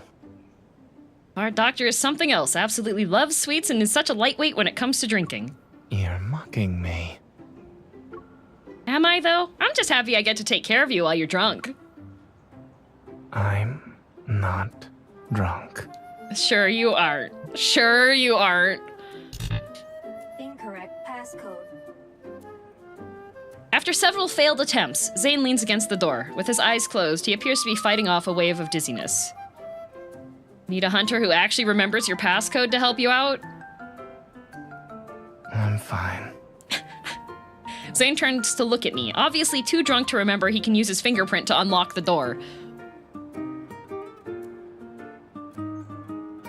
Add loom! Just added 10. Guess you're all out of tricks, huh? What? I move closer to him and stand on my tiptoes. Our noses almost touch. Remember how you had me backed into a corner at the restaurant? Our truce is over. Time for round 2. I grin and take another step. Zane has no choice but to move back. So, this was your plan. What do you think? Aren't you taking advantage of the situation? While looking into Zane's eyes, I noticed something interesting about him. Has anyone ever told you how beautiful your eyelashes are? I playfully flick his eyelashes, which brush softly against my fingertips as they flutter. And you didn't know that I was drunk? You were denying it a few seconds ago. If I admit it now, will you let me off the hook? Why you got that ASMR voice? It's just Zane. His drunken gaze reflects my smile. But I really like...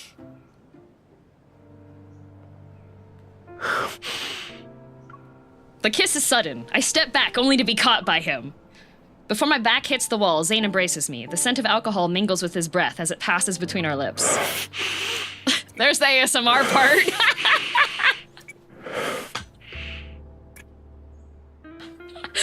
At that moment, I don't know how to react. My hand rests on his as he caresses my cheek. I feel his surprisingly hot skin against mine. I told you not to watch this on speaker today.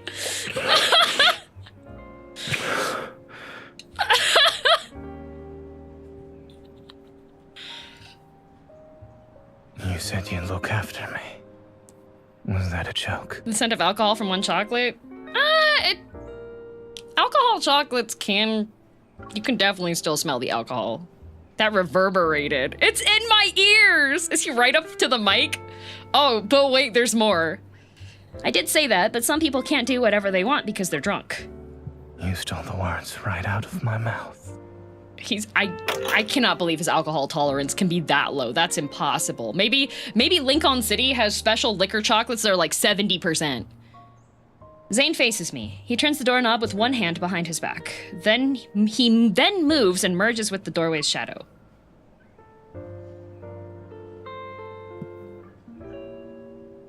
If he says the word alcohol, he starts getting dizzy for real. The room is pitch black. None of the lights are turned on. Oh, we're going to his place. Zane, with one hand on my waist and the other holding my hand, leads me gracefully around the room. We spin with our slow steps. Why are we dancing? Shouldn't you be taking those hangover pills? Let's not ruin the dance with the discussion about hangovers. He is out! Maybe he's faking it? No. He is wasted. He is wasted. He cannot, like, this is, yeah. I step back with my right foot and he follows with his left. I continue my retreat. However, he keeps closing in, spinning and pursuing me all the while. It's a shame we don't have any music. I start humming a tune. He laughs. Come on, this way. I lead Zane to the sofa. In one fluid motion, I gently push him down onto it. Oh, they're on the sofa! Playtime's over, Zane. Time for your hangover pills. Don't go. You're still like this even when you're drunk. Being drunk means I don't have to make excuses, as far as I'm aware. You should take your meds first. He playfully takes my hand to stop me from grabbing the pills on the coffee table. He pulls me down so he can press his forehead against mine. There's no rush. Just let me hold you like this for a bit. He is so... If I weren't drunk today... out. would I miss out on this kind of care? Why are you acting so pitiful? I'll take good care of you, but you can't use the same trick next time. Alcohol isn't that bad, I suppose. It's interesting how you're more honest when you're drunk. Can you not breathe directly in my ear? You enjoy the sight of me embarrassing myself. Is showing your true feelings something to be embarrassed about? As my fingers move to his hair from his hair to his back, I pat Zane. If you don't take your medicine now, you'll regret it in the morning. Oh, I learned a new way to make carrots tasty. Maybe they'll be your breakfast tomorrow. He hates carrots. Don't. Your choices are carrots or hangover pills. Oh my god, 40? I pull away from his embrace, reach for the pills on the coffee table, and hold them to his lips. Neither. Bro, take your medicine! I reluctantly put down the pills. You're very stubborn. You'll probably get thicker skinned and even more headstrong when you're older. One time, I was on my way to an international academic conference. I saw an elderly couple at the airport. Even though their hair turned gray, they held hands and cuddled. He likes cute old couples! It was the first time I clearly saw what enduring love looks like. It can last a lifetime and echo even at the end. As long as two people are together in harmony, years and decades can come and go unnoticed. But I wish time would slow down a bit. Every time I'm with you, it feels like it flies by. I smile and kiss Zane's cheek. His arm that's around me tenses. Don't move. I won't, but you're burning up like a volcano, so I'll get you a cold towel. Don't move. I'm gonna stand up, actually. Oh my god, Puffin. That... When I return with the towel, Zane's breathing is steady. It's almost like he's asleep. I place the towel on his forehead. Sometimes you also like to exaggerate, huh? I loosen Zane's tie and try to undo the buttons at the top of his shirt. Suddenly, he grabs my wrist. You weren't sleeping? What are you doing? Your shirt's too tight. You'll feel uncomfortable if you sleep in it like that. Zane slowly nods, his mind slowly catching up to what's happening. Okay. Go ahead. Okay, well, I guess y'all want to see the spicy card after. All right, well, like this one's cute. Like this one's like... Can you stop breathing? As I unbutton his shirt, my fingers touch his slightly sweaty skin. Zane appears to be sobering up. He smooths his tousled hair back with his fingers and uses the sofa for support to stand up. Never mind. I think I'll just take a shower. Okay, he's gonna go take a shower. He throws his loosened tie aside, gives me a look, and heads toward the bathroom.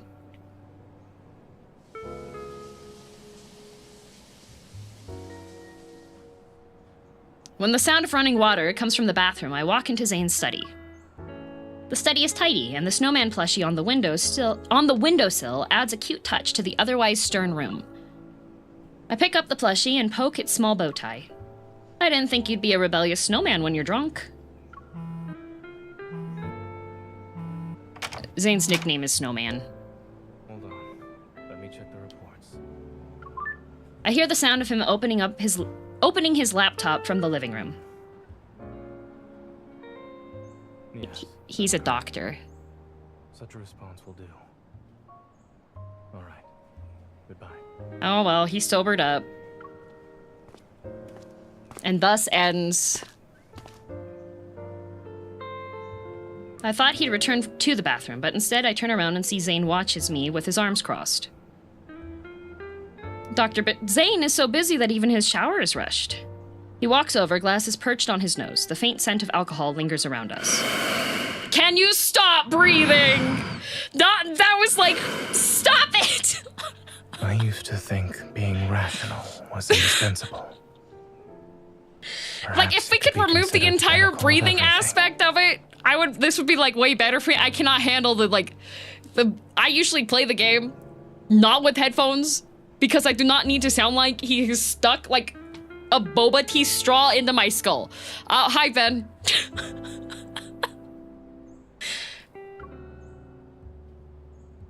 His hair is still wet, and his relaxed expression is tinged with weariness, but there's this soft glimmer in his eyes behind his glasses. And now? Now, it's not that important anymore. Water droplets from his hair fall onto my collarbone, and his voice is close, almost a whisper. Please, do not pant.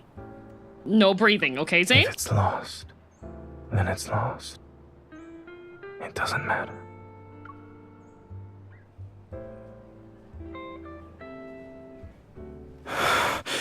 Here we go!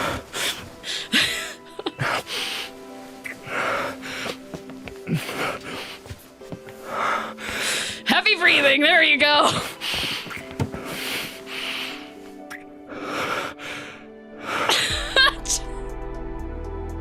Oh, we gotta take his glasses off. Oh, it didn't work. He's taking them off. Here we go. Beast mode.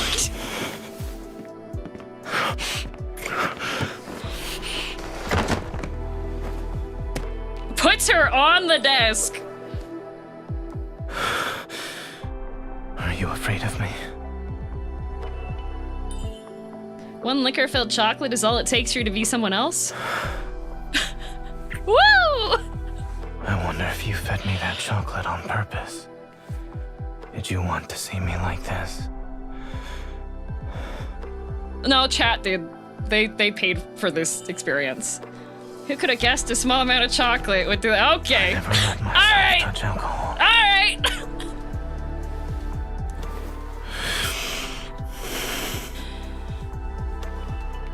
But for you, I broke that rule.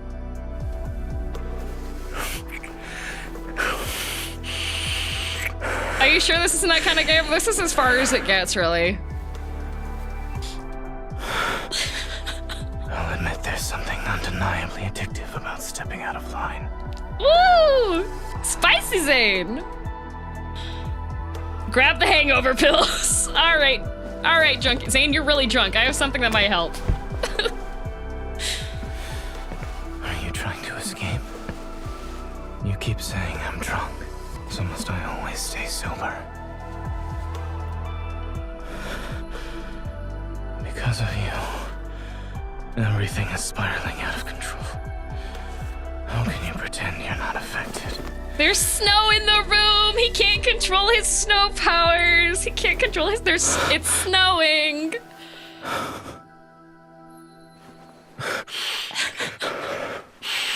Yeah, he is ripped. He's absolutely ripped. Look, see, and then we're just gonna get Zane making mouth breathing noises off to the side here as we look at the snow. Okay, so Zane, we're done now. It faded to black.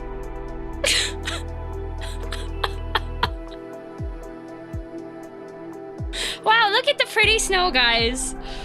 So how did you like the volcano?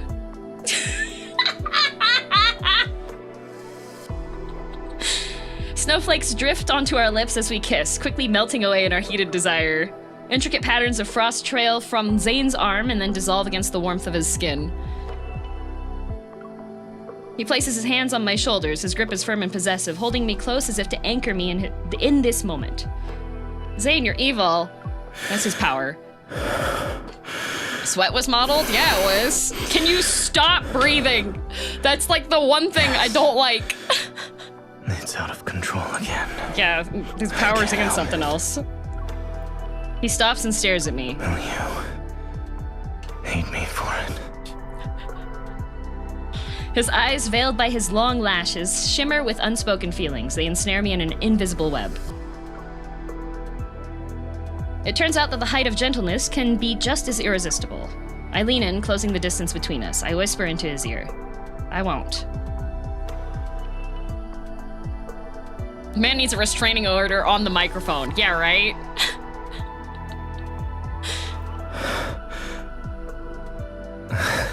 Can you stop breathing? The icy restraints finally shatter and unleash a torrent. Our pent-up desires grow like sprouts. They break through the outer shell of their seeds to thrive on what was once barren ground. Zane, can you stop breathing? That's like... Round 2? Yep, round 2. Here they go again.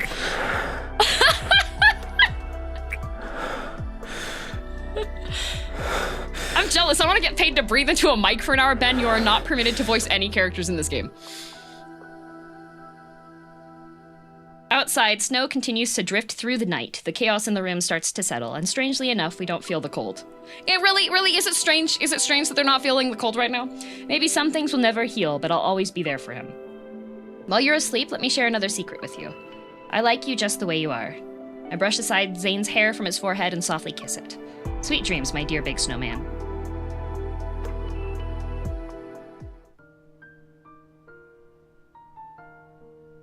I feel like I've slept for a long time and dreamt of many things, but when I open my eyes, everything fades away. A strange warmth has enveloped me. Rubbing my eyes, I realize Zane is hugging me. It's still dark outside. In our secluded, warm sanctuary, we rest in a deep and peaceful slumber. That was really cute, except the breathing. Yeah, right? I was like, why are we panting? Can you, like, tone it back? Like, I need a toggle for reduced breathing in the game. After my morning routine, I almost bump into Zane in the living room. Memories of last night render us at a loss for words. We both quickly look away. The snow has stopped. Really? You should be super careful when you drive today. Oh wait, we didn't use your car last night. Yes, the car is still at the hospital. In that case, we'll take the train? Sounds good. You're sober now, right? I am. We look away again. The morning ends with a shared, unspoken blush between us. But do you have winter tires, Zane? As I step outside Zane's house, I see snow has covered everything in a stunning white. There's a lot of snow this year. However, it slows down traffic. Even ambulances will struggle to navigate the roads.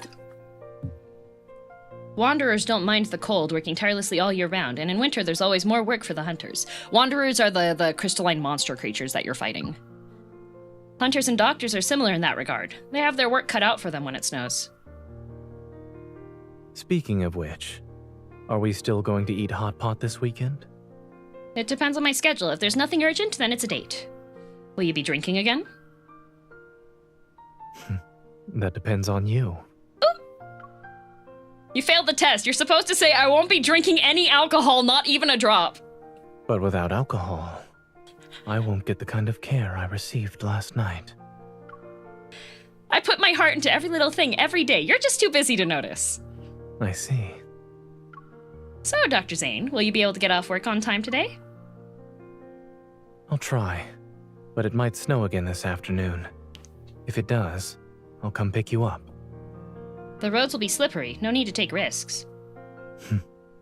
It won't be a problem. Oh, he was awake! I'm a dear big snowman. He was awake! Our shoes crunch in the snow. He heard her. Oh, what was that last part? I said snow never bothers me. Okay, Elsa. At the stoplight, I hold Zane's hand and give it a little shake. Then I'll see you tonight. Have a good day at work. You too. And stay safe.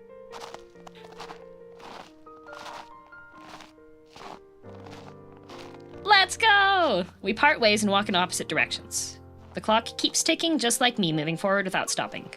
But somewhere, sometime today, Zane will be waiting for me. With that in mind, the day doesn't seem long at all. So for extra context for this card, this was their relationship is established, that they're actually in love with each other and honest about it, because all the previous stuff, okay, let's chill. Like, all the previous stuff was not, like, this one, you both get caught in a rainstorm and then you like, cuddle on the couch for a bit. It was just teasing before. Yeah, it was a lot of teasing, but I think Absolute Zeal is the first kiss? There might be another one that's first kiss. Do all of them breathe like that, or is it just him? Oh, it's all of them. He's gripping that skull. No, he has scars on his hand. That's not his, he's not gripping, those are his scars. Cursed by God, but also as romantic as heck. Yeah, so Love in Deep Space, it ranges from like depression story arc with two super weapons trying to escape and live.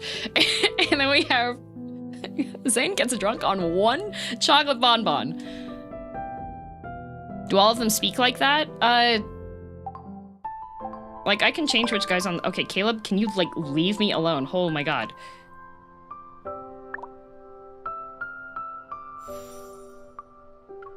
Like if I change to Xavier.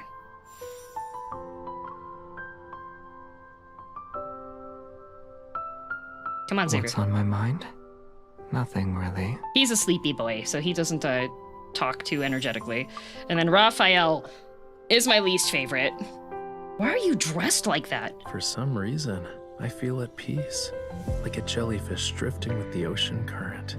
Unfortunately, currently, Raphael... Well, unfortunately, Silas is like the last in affection levels. The people I sent out haven't sent back any messages. It's possible something went wrong. This is my second favorite. Likes this spot too. Are you trying to steal it from him?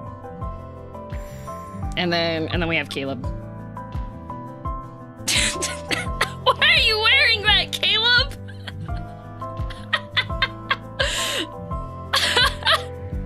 Silas is the mob boss guy? Yes. If my heart could talk, it would have grumbled just now. Why do you come so close, only to pull away so quickly? Here, let me see if I can get him. With you always surprising me like this, even the calmest heart learns to anticipate. Silas is really cool. I'm gonna see if I can rile up Caleb a little bit and then do the heartbeat so that you can see the control chip I used to be the one thing. petting you like this. And then you'd pout and say, "Stop it, you'll stunt my growth at this rate." He's the childhood friend. Your touch always seems to calm the storm that's brewing inside me. All right, let's check his heartbeat. Cause his is low. But I don't know, because I know Zane, his heart rate usually is lower, and then it will jump up the longer you're listening. Okay, yeah, so it goes up. He's up at like 70, right?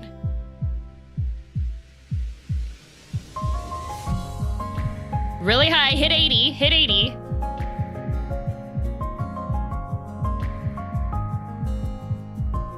Okay.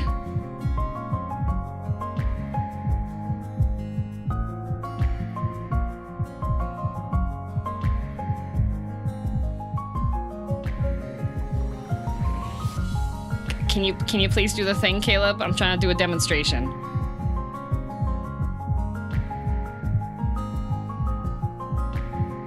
Caleb, I'm trying to do a demonstration. You're not participating.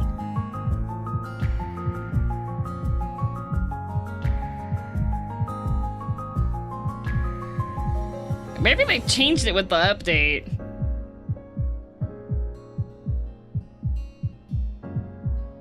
Because normally it drops down really suddenly, like back down to 50.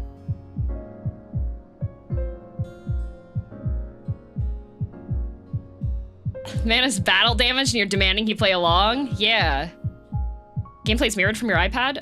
No, it's not mirrored. It's just... I'm doing a capture card. What the heck?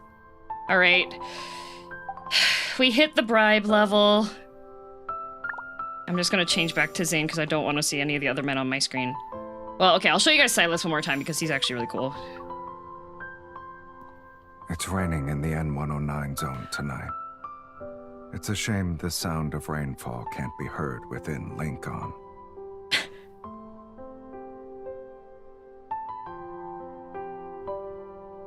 Here, let's get closer.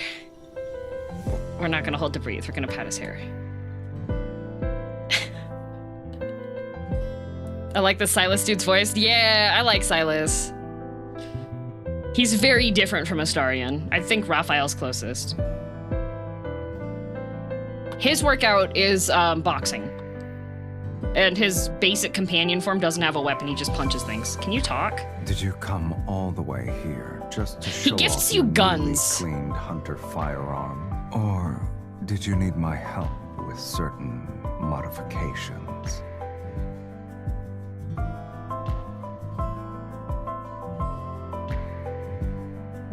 Practical man, yep. Alright. Alright.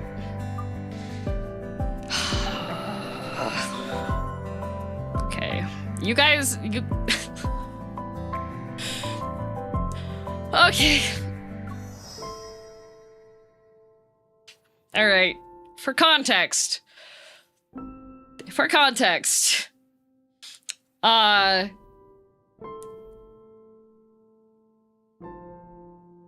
context. This is the Valentine's event card. Okay.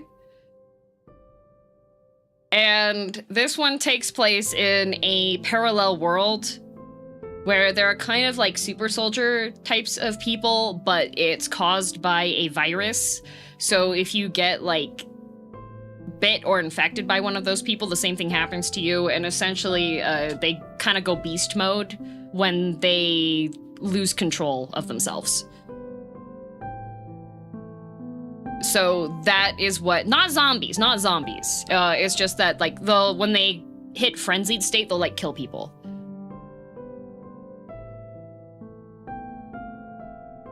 All right. So, immediate disorder. This is the infamous Valentine's event. I'll show you Zane's. Mainly because I haven't played the other cards yet, so I don't want to play those ones. So...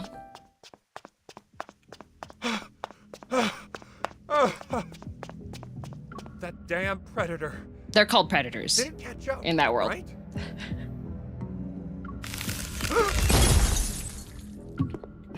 And guess what? Zane's a serial killer again. Yay! It's you, Warden. So you were the predator this whole time, Zane. I don't know why he's dressed like that for this I scene, donated money to build a statue in front of the city hall. I'm Lincoln's most... The ice shards pierce his body and silence him. I don't need to know that. Thank you. Nice quip, Zane.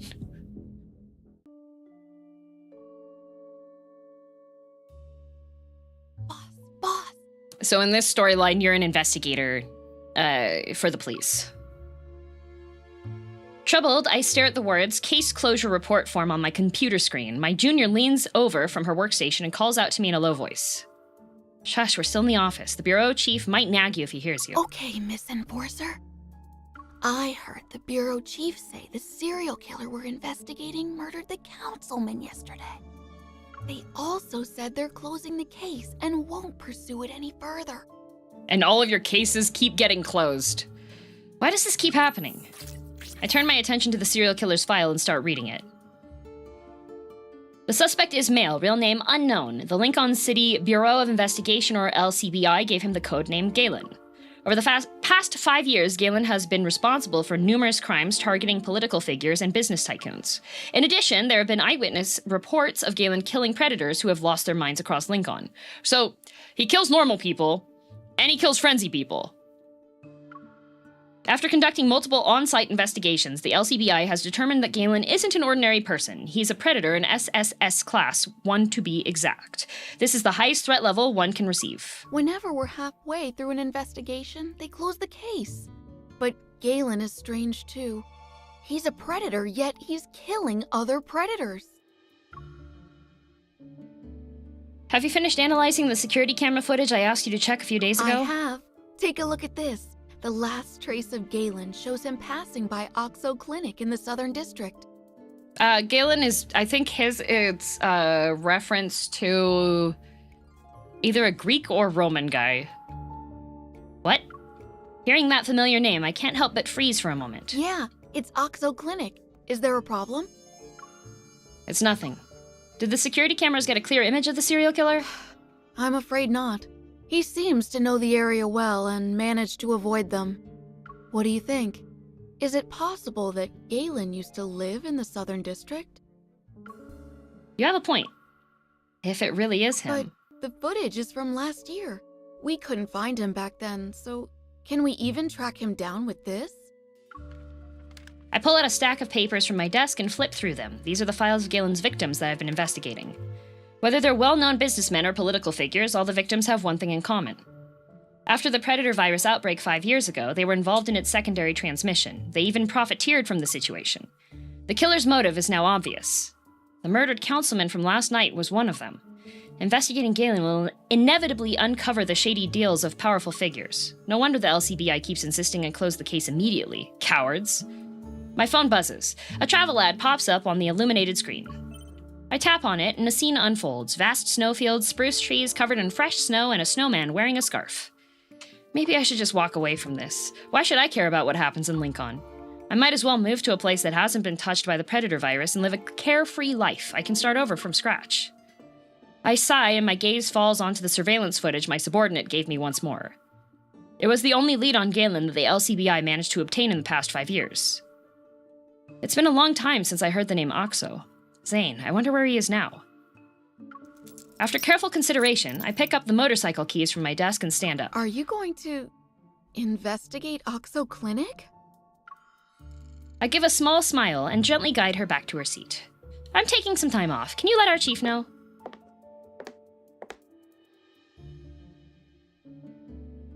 I went to Oxo Clinic.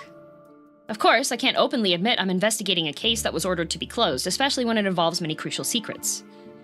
The streets of the Southern District feel strange yet familiar. Before long, I find myself standing in front of Oxo Clinic. As I push open the dust-covered glass door, it feels like a switch is flipped in my mind. Fragments of memories rush in at the same time. It all started 5 years ago. At the time, I wasn't an enforcer in the Northern District. I was a bounty hunter scraping by in the Southern District. I took whatever jobs I could get. In an unexpected turn of events, I was bitten and wounded by a predator. I spent what felt like an eternity searching for a clinic. Clutching at my injury, I finally collapsed at the doorstep of Oxo Clinic. She got bit. The pain slowly subsided. It seemed my wound was treated and bandaged. You're awake.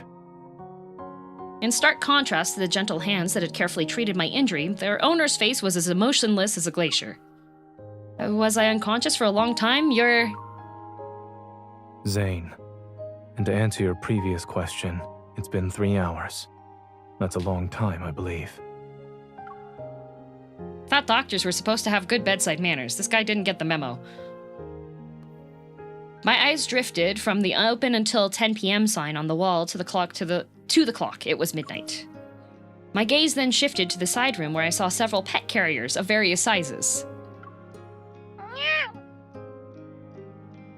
He's not even a doctor in this world. He's a vet. A kitten suddenly jumped onto Zane's shoulder. It leaned down to look me straight in the eye. Am I in a vet clinic? Behave. And get down, please. Meow, meow, meow. Looks like he treats cats better than people. I moved my arm a little before getting up to leave. A bottle of medicine was quickly thrust in front of me. Take these when the pain becomes severe. No more than 2 a day. Whoa, this medicine looks expensive. No thanks, I don't have a lot of money, so I can't afford to buy it. It's free. Happy birthday. He places the medicine bottle in my hand. Huh? What? I saw your patient profile in the system. Your birthday is the same as today's date. Consider Fish it a antibiotics, yup. Can you judging stop by your breathing? expression, some of that information isn't accurate. Zane is right. It's a date I randomly made up when filling out forms as a kid. I can't believe it's actually today. As I looked at the bottle of medicine in his hand, which was elevated to a gift, I hesitated. Then I decided to keep it to myself. I reacted that way because this is the first time I ever received a birthday gift. I see. Well, you can go now. His dismissal was so sudden that it stunned me. Okay, bye. Before I can fully process what happened, Zane's back already faced me.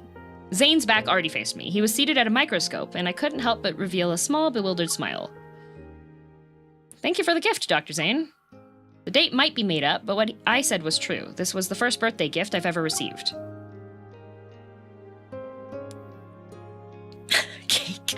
I have a secret. A few years ago, a radiation leak in a lab in the Northern District triggered a wave of psychic disturbances that soon swept over Lincoln City, warping the minds of ordinary people and turning many into violent predators. One bite from these predators was all it took to spread the infections, transforming others in their wake. Fear settled over the city, and in an instant, no one felt truly safe. However, I'm immune to the disease! Zane discovered this while treating my wound. After that day, I found myself frequently visiting Oxo Clinic to gauge Zane's reaction. But he never said a word about it. He silently protected my secret. Through my frequent visits, I discovered something about this taciturn, seemingly aloof veterinarian. Zane is also a predator. And just as he kept my secret, I remained silent about his condition. Our shared secrets brought us together at Oxo Clinic. Even though Zane rarely initiated a conversation, he never asked me to leave. Time flew by just like that. Before long, I had to say goodbye to him. Because of course you are. Yeah, well, she's the chosen one. She's the main character. Of course she is. Dr. Zane. The familiar figure was still hunched over the microscope. I walked into Oxo Clinic with my pet turtle in my arms. Zane slightly tilted his head to glance at me. Neither you nor the turtle appear to be injured. Why are you here? I'm leaving. I wanted to say goodbye in person. His hand paused on one of the microscope's adjustment knobs. Zane turned to face me. Where? I'll be heading to the Northern District, the LCBI, here. I showed him my phone screen with the job offer from the LCBI with its official seal at the bottom. Okay, at least he's just sighing and not... Yeah, she's got a pet turtle. For some reason, he was unusually quiet. Don't look so sad. I'm only moving to the Northern District. I'll still visit you whenever I can. Give me your hand. Why? The LCBI staff frequently interact with the predators. To ensure their employees don't become one, they conduct routine blood tests. If you want to keep your secret, give me your hand. Yay, we get to fake blood tests. While I was skeptical, I trusted him. I offered him my hand. He quickly brought out a tourniquet and secured it around my arm. How do you know? It wasn't mentioned in the recruitment posters or the job offer. Your turtle is about to fall off the table.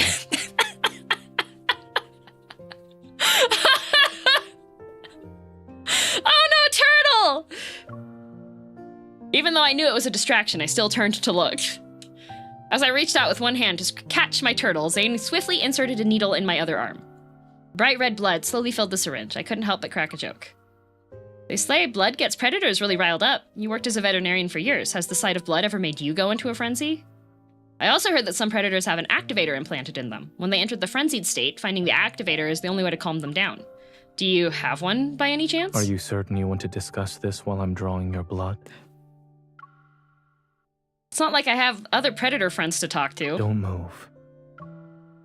Also, you wouldn't be sitting here asking questions if I lost control that easily. Oh, sorry, Mr. Zane. Once he was done taking my blood, he walked to a cabinet, retrieved a few small vials and returned to his desk to mix something. A few minutes later, he gave me a bottle of capsules. One capsule lasts 2 hours. It should be enough to get you through the medical examination. Yay! He made us illegal drugs so that we can fake blood test stuff for the job.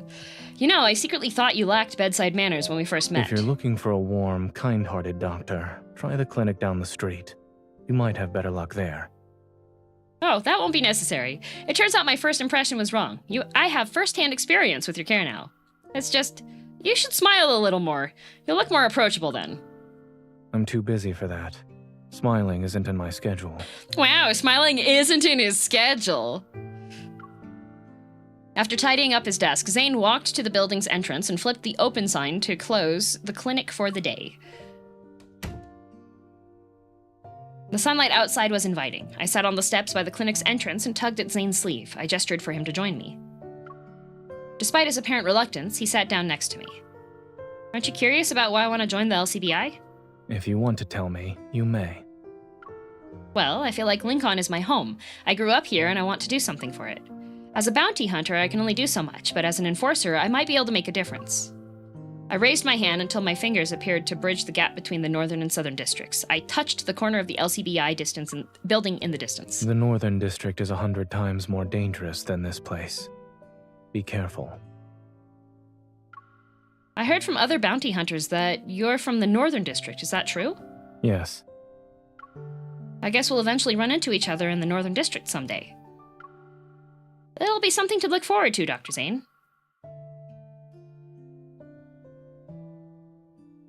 After that, I was swept up in a whirlwind of work. I barely had a moment to catch my breath. It wasn't until my first vacation that I finally had the chance to return to the Southern District and visit Zane. But he was gone. Oxo Clinic was covered in a thick layer of dust. The aloof doctor vanished into the distant memories of my past just like that.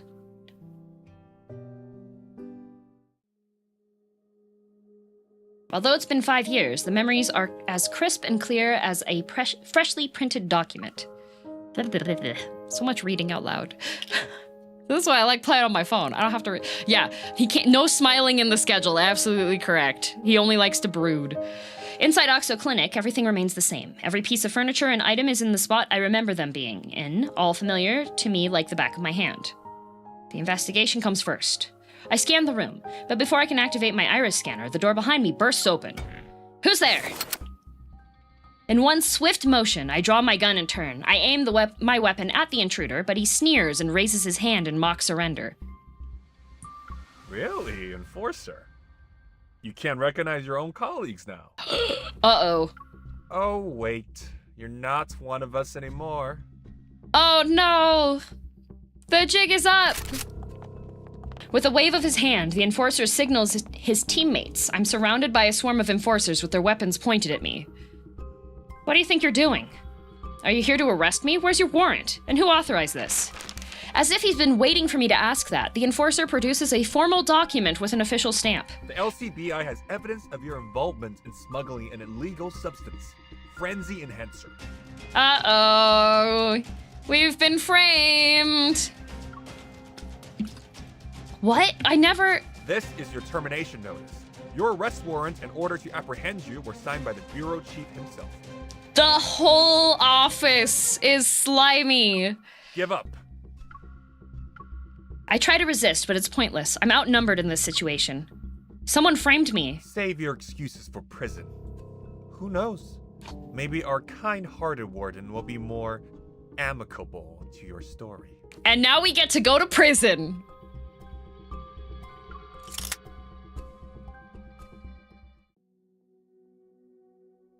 Yay, prison! The LCBI usually interrogates suspects before transferring them to the prison. Throwing me into a cell like this, something's not right. As a theory forms in my mind, I can't help but let out a bitter laugh. First, they shut down my investigation, and then this happens. They must be desperate to cover up their schemes from profiting from the virus. 0905, out! Why? The warden wants you. Uh-oh. Oh no, gotta go talk to the warden. I begrudgingly follow the guard through the long corridor as we make our way to the second floor. And we get laughed at. Tear you apart! Saves us the trouble. The prisoner's shrill taunts fill my ears. Annoyed, I shake my head. I look at the cells around me. Each one has a predator I arrested over the past 5 years. They threw me into a den with my enemies. I guess they want me to disappear without a trace. You're getting on my nerves. Can't you all just shut?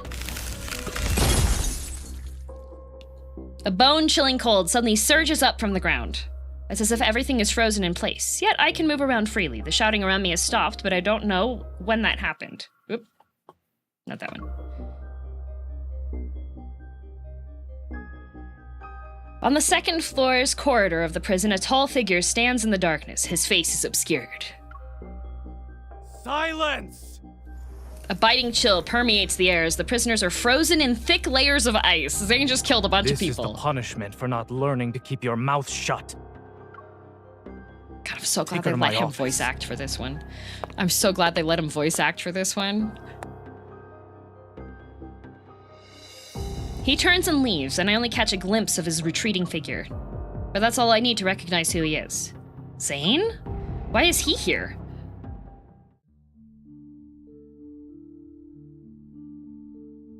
Yay, the office! Sit down, and don't try anything funny while you wait. The warden will be here soon. You shackled me to this chair. I can't move even if I wanted to.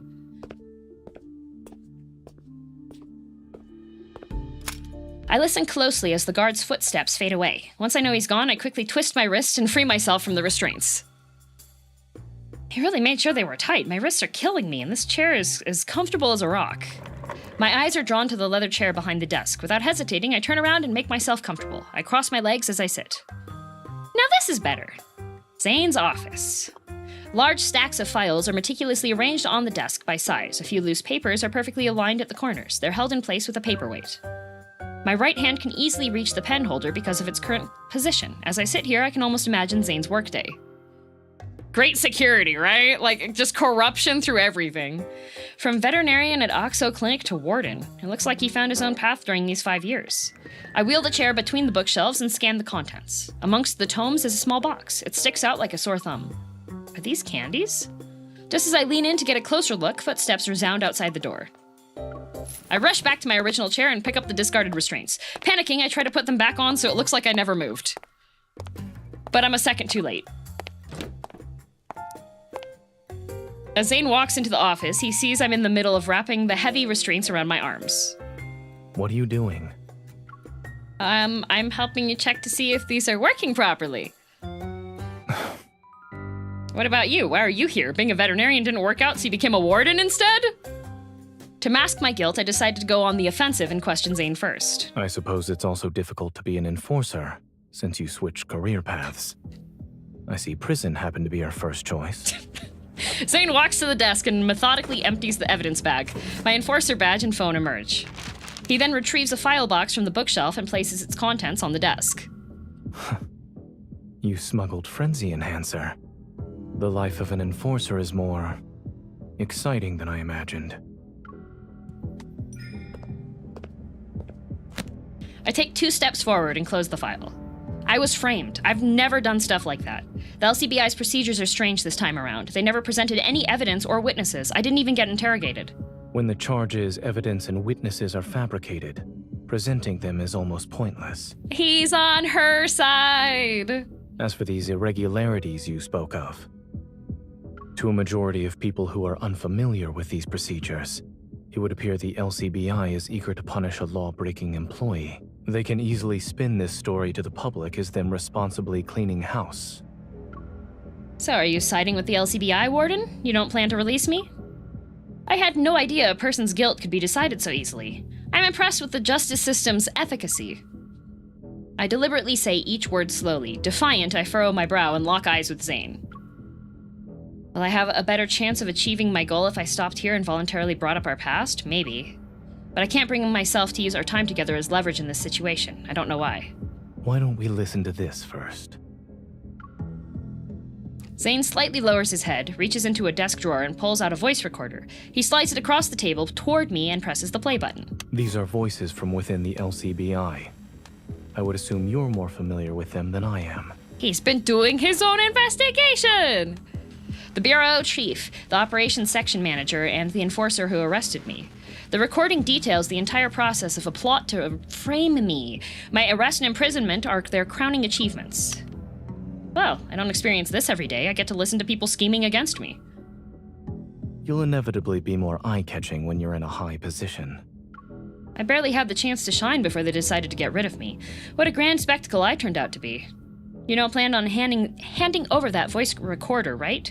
By letting me listen to it, you're trying to see if you can make a deal with me. You're quick on the uptake. It seems you matured a little since then. He's got leverage. Zane proposes I become his informant within the prison. My objective is to get close to a certain prisoner. His name is Levi. He's a former employee of Ever's Biological Sciences Research Department. 5 years ago, he was involved in a series of classified experiments. Rumors suggest that after those experiments, the Predator virus first appeared in Lincoln and begun to spread uncontrollably.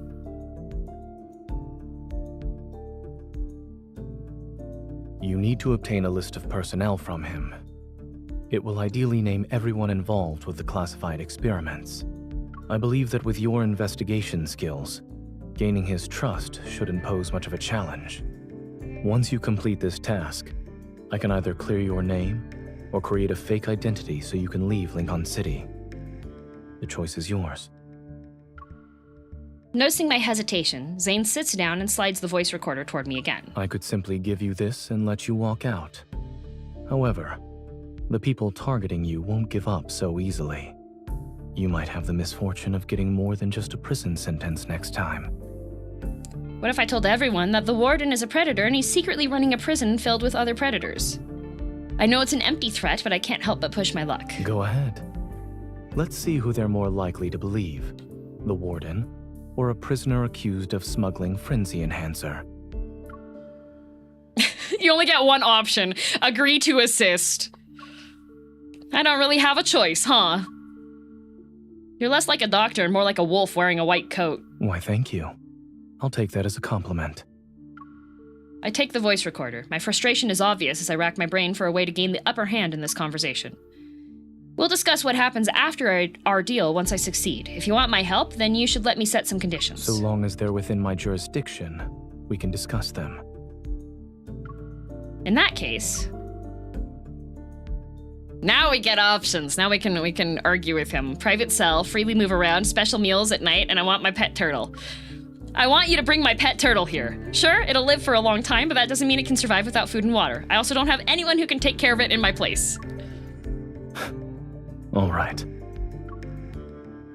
Yay! I get to bring my turtle with me. I want a private cell, preferably one quietly tucked away in a corner. Zane rubs his fingertips as if to contemplate. I don't know if I'm imagining things, but I can see a hint of amusement playing at the corners of his mouth. Keeping you away from the other inmates will lower the chances of any incidents occurring by 50%. Yeah, less chance of her being killed by the people that she's put in prison. I'm the textbook example of a law-abiding citizen. I would never stir up trouble on purpose. Perhaps. However, when self-defense is involved, I'm afraid that's another story. Turtle is also going to jail with no crimes. Yeah. I want to freely move around. Aside from the usual prison stuff, I want to freely move around. What will you do with this freedom? I narrow my eyes and reveal a mischievous smile. I can do a lot of things. Maybe I'll walk around when I'm bored, or I'll secretly observe the warden all day. I'm afraid you'll be disappointed. My workday isn't exactly riveting. Considering our need to monitor certain individuals, however, I suppose I could allow it. Whether or not the guards will cooperate, it's hard to say. I want special meals prepared for me every night. The slop they serve in the prison cafeteria is too miserable for my stomach. Fried chicken, barbecue skewers, hot pot, steak. Don't you crave food like that after spending so much time in prison? I'm not a prisoner. I can have all of those whenever I leave this place. Then why don't you take me? The answer is no. I hold out my hand to Zane. I look forward to working with you, Mr. Warden. Likewise, Miss Informant. Handshake! Oh, before I forget, I have one more thing to add to my list of conditions. Can I take this box of candy with me before I go? Smirking, I point to the container hidden among the books, and for the first time I see a crack in Zane's usually stoic expression. You can. I stole his box of candy! The prison the warden manages is under the court system's jurisdiction. All captured predators in Lincoln are here. The warden himself is mysterious and rarely appears in person unless it's absolutely necessary. The fact very few people have seen him was often discussed in whispers during my time at the LCBI. Now that I think about it, his reputation for being mysterious and rarely appearing probably stems from two things. First, Zane has always been this way, and he needs to hide the fact that he's a predator. There's no way I believe working with Zane will go smoothly. But no matter how much I prepared myself, I didn't expect my first challenge to be... ... We're close to 3 hours of lads. It would have been shorter. Why don't you sit with me, boss? But I got bribed, so we're opening this. Don't listen to him, boss. Sit over here instead. In the cafeteria, I stand with my tray. I'm not sure how to deal with the eager faces blocking my path. Boss? Tell us how you managed to survive the warden's interrogation. Come on, share your secrets. You're the first one we've ever seen come back alive. The people before who met him? Well, they're dead now.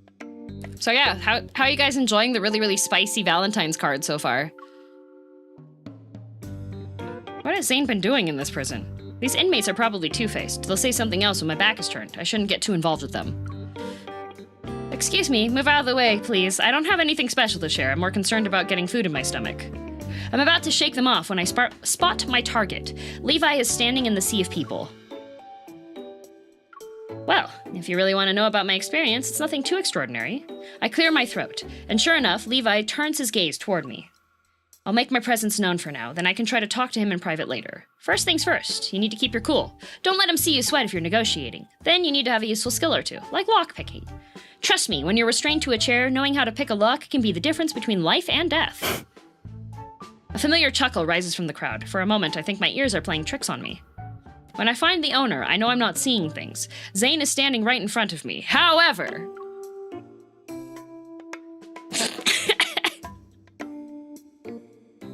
He's like Hanzo. That guy's fresh meat, boss. I don't know why he's here, but they say he's one of the predators with a laundry list of crimes. See, he has to blend in with the cyberpunk criminals, guys. Can you move over? I want to eat here. He's already marking his territory? It's his prison outfit, yeah. I'm shocked. Then I look at Zane and mouth to him. Don't tell me you're here just to see me squirm. Got tattoos, too. This is his criminal disguise. I'm a criminal. Oh my god. You talk way too fast. Hang on a sec. Zane glances in my direction but doesn't respond. Instead, he calmly navigates through the crowd and sits next to me. He starts eating his meal as if he doesn't have a care in the world. All right, show's over. Beat it. I need to talk to our new friend here. You're doing well behind bars. As expected of an enforcer. Thanks, Zane. Yeah, I'm really good at being in prison. Well, I have someone's notorious reputation to thank for that. One quick trip to the office put me above everyone else. Are you referring to those rumors? They're nothing more than necessary deterrents against the predators. I'm about to chuckle at his remark when I notice Levi is still watching me. I quickly compose myself and look at Zane with a stern expression. He knows who you are. You're the renowned enforcer from the LCBI. The media covered your exploits in apprehending the predators. Oh, then did you watch their reports? There were so many of them. It was hard not to. I bet the headlines only talk about the murder of that councilman now, though. I observe Zane's face to see if there's any sort of reaction. Unsurprisingly, he remains unfazed. He doesn't even pause in his meticulous efforts to remove every last carrot from his meal. So, even the high and mighty warden is a picky eater. Food preferences aren't limited by one's rank. Be honest with me, why are you interested in that list of personnel? Does it matter to you?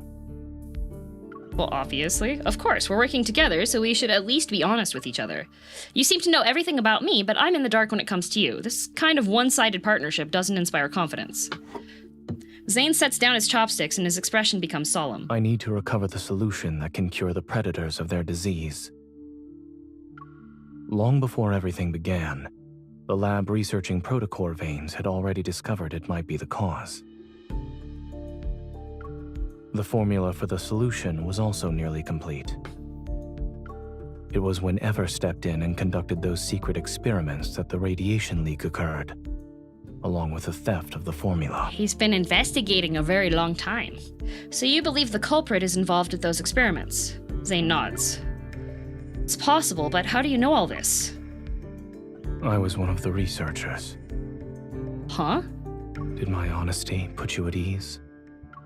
My chopsticks freeze in midair as I'm about to eat. I'm stunned by this bombshell that was just casually dropped. My brain short-circuits for a moment. Gathering my thoughts, I brace myself. I try to ask more questions while pretending to be calm. So the murders of those officials and businessmen who profited from the predator virus were also because... Lunchtime's over. Aw, we don't get to chat. You certainly became quite the investigator. Wait, one last question. Approach. As he gets up to leave, I grab the hem of his shirt. What hem? What shirt? Why are you pretending to be a prisoner? It's because my informant seems to have made a few enemies here. He's got half a jacket. It would have been better to say his sleeve. It's nap time. I lie back on the bed after feeding my turtle, but I'm still wide awake. I can't fall asleep.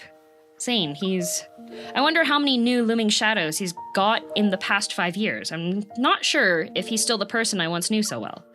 What's his goal? Will he use the solution to save people? Would it be naive of me to assume that? Maybe he wants to profit from this too?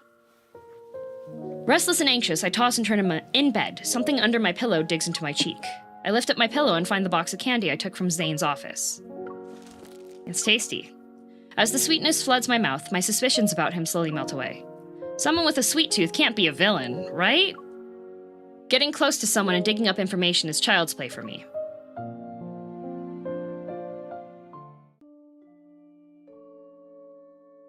Right? Day 2! In prison.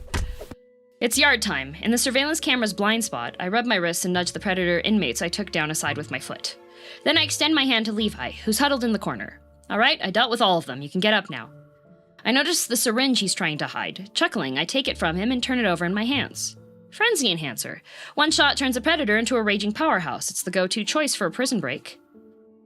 Giving out Frenzy Enhancer in prison? You live up to your reputation for being an Ever employee. But you're terrible at this. Your clients are threatening you before you settle on a price. You suck at being a drug dealer. Why did you butt in? It's none of your business. You're not an enforcer anymore. You have no right to touch me. Of course, I won't lay a finger on you, but I turn Levi around and direct his attention to Zane, who's sitting nearby. There he is again. Like, look, what hem? What hem did I pull? The same can't be said about him. Did you know? He got himself thrown in here so he can kill you. As Zane looks over, I meet his gaze and silently urge him to play along with the story I made up to win Levi's trust.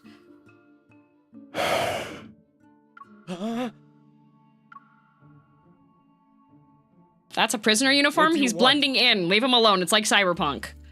There's a bit that goes to his hip. Maybe I grabbed that. Maybe. What do you want? Yeah.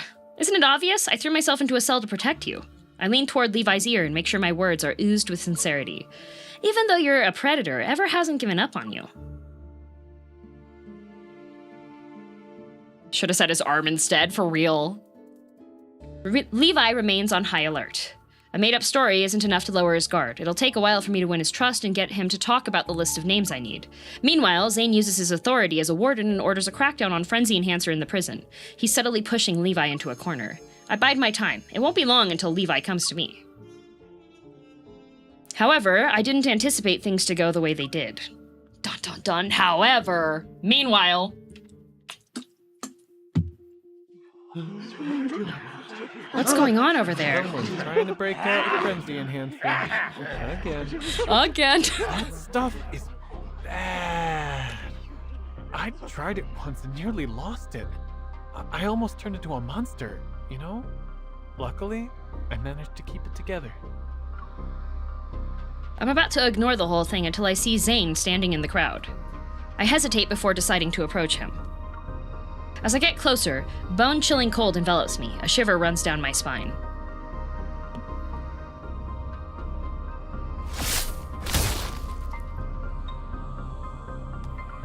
A razor-sharp icicle erupts from the ground and impales the inmate driven insane by the Frenzy Enhancer.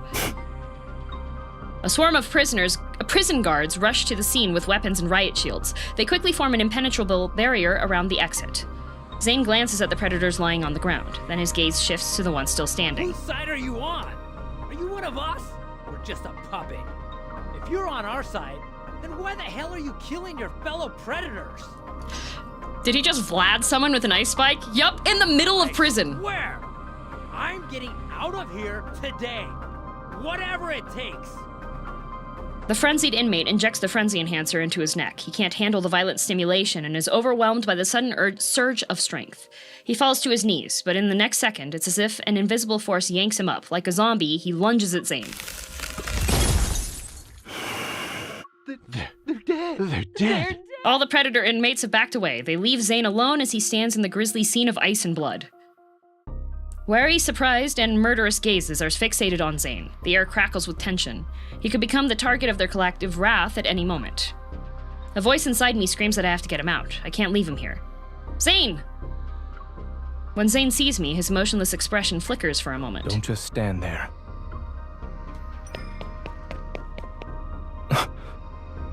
grab his wrist and pull him away from the chaotic mess.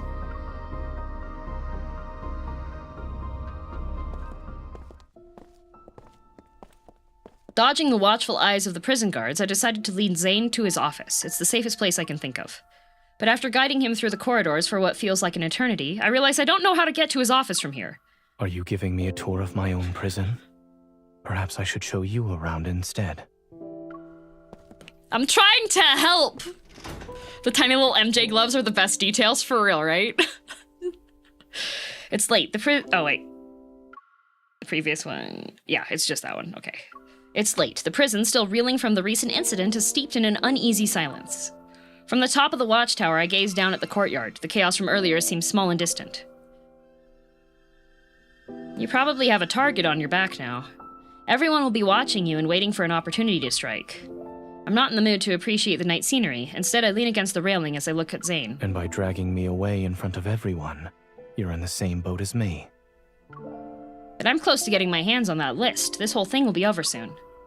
In that case, congratulations. You'll be free soon. I shake my head. There's no real freedom here. The city before us is like a scale model. The northern and southern districts are divided as two distinct cages within the same skyline. Zane, is there a place you'd like to see? Have you ever thought about leaving Lincoln? No. Although I had a feeling he'd say that, hearing it still makes me wryly smile. You have a knack for shutting down conversations.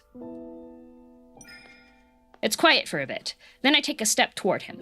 My feet touch Zane's shadow. When this is all over, do you want to leave with me? Where do you want to go? I haven't really thought about it that much, but I know I won't be staying in Lincoln. Maybe I'll head to a small remote town. It'll be a place without any predators. As I ponder this, Zane asks another question. What do you think the LCBI will do once they catch the serial killer they've been chasing after for 5 years?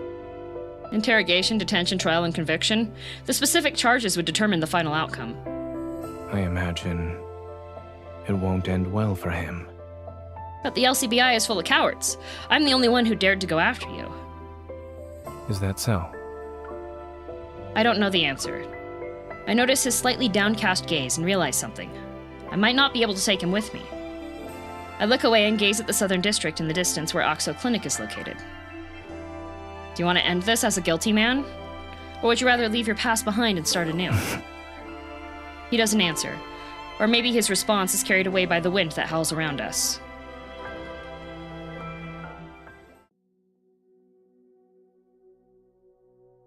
After the small riot, Zane and I became the most feared individuals in the entire prison. Levi should have felt the same way. However, the rapport we built over the past few months was what solidified his trust in me. Maybe seeing Zane kill a predator got it to him. The next morning, he gave me the list of names I was after. And just like that, I finished my task. At lunch, I place a carrot on Zane's tray. It's a signal we agreed upon. Yet, as we sit across from each other, I find myself wishing our farewell could be delayed for a little while longer. Whiskey off the... Whiskey's on the desk. 0905. It's time for the warden's interrogation. As night falls, Zane summons me to the interrogation room using his authority as warden. It's all part of the plan.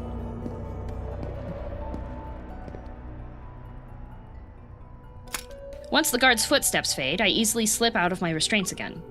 There are rumors about me escaping the warden's interrogations unscathed, but this was my first time in the interrogation room. While waiting for Zane, I pace back and forth. My attention is drawn to the array of interrogation tools mounted on the walls. No wonder Zane has such a fearsome reputation. He has a wide variety of gadgets. Handcuffs? Whips? What's this? I haven't seen anything like it before. It's a clamp. Oh, thanks, Zane. I turn around and see Zane standing right behind me. He entered the interrogation room without making a sound. It's typically used to clamp a prisoner's fingers, so it can inflict intense pain.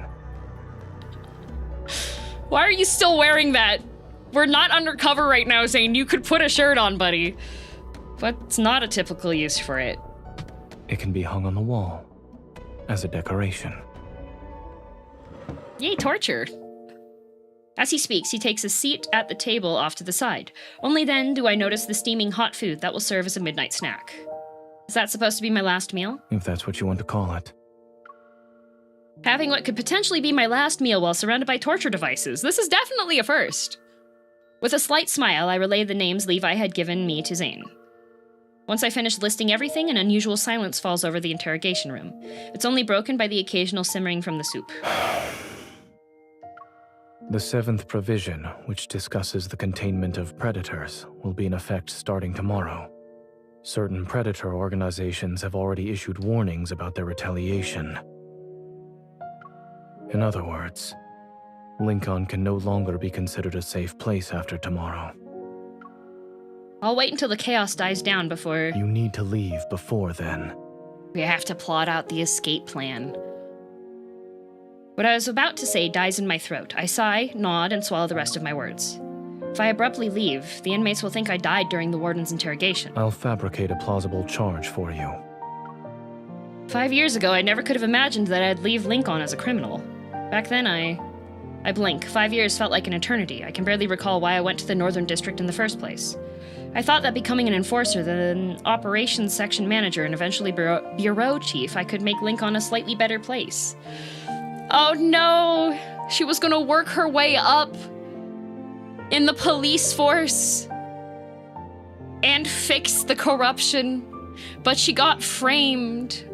Looking back, I see how incredibly naive those thoughts were. Some things aren't easy to accomplish. You told me the same thing 5 years ago. Yet I was just as naive as you were back then. Lost in his memories, Zane lowers his head with a faint smile. As he recalls the past, his features appear noticeably softer. When I still worked at the clinic, I believed that the solution would solve everything. But the effects of the mental anomalies had long since transcended the physical realm. Lincoln City was split in two, not just because of the mutations. Is that why you chose to become the warden? I pick up my drink and gently clink it against the rim of Zane's glass. To who we were 5 years ago. To who we were 5 years ago.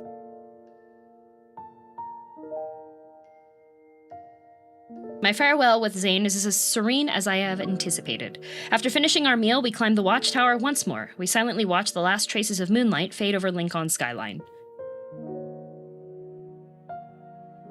For the past few months, I felt like I had stepped into a snow globe where time was frozen. It wasn't until I left the prison that I realized winter had silently crept into Lincoln City.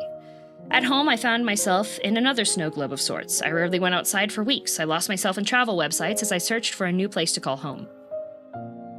Several months later, breaking news appeared on every major news outlet. Ever had collapsed, and in its demise, the solution capable of curing the predators was made public. A long-standing barrier was finally crumbling. I knew Zane was involved with this. As people flooded the streets, a photographer captured a poignant moment, an ordinary citizen and a predator tightly embracing each other. That night, I received a special delivery. It was a folder containing my prisoner information and the new identity Zane had prepared for me, and a voice recorder that could prove my innocence. The new life I yearned for had finally arrived.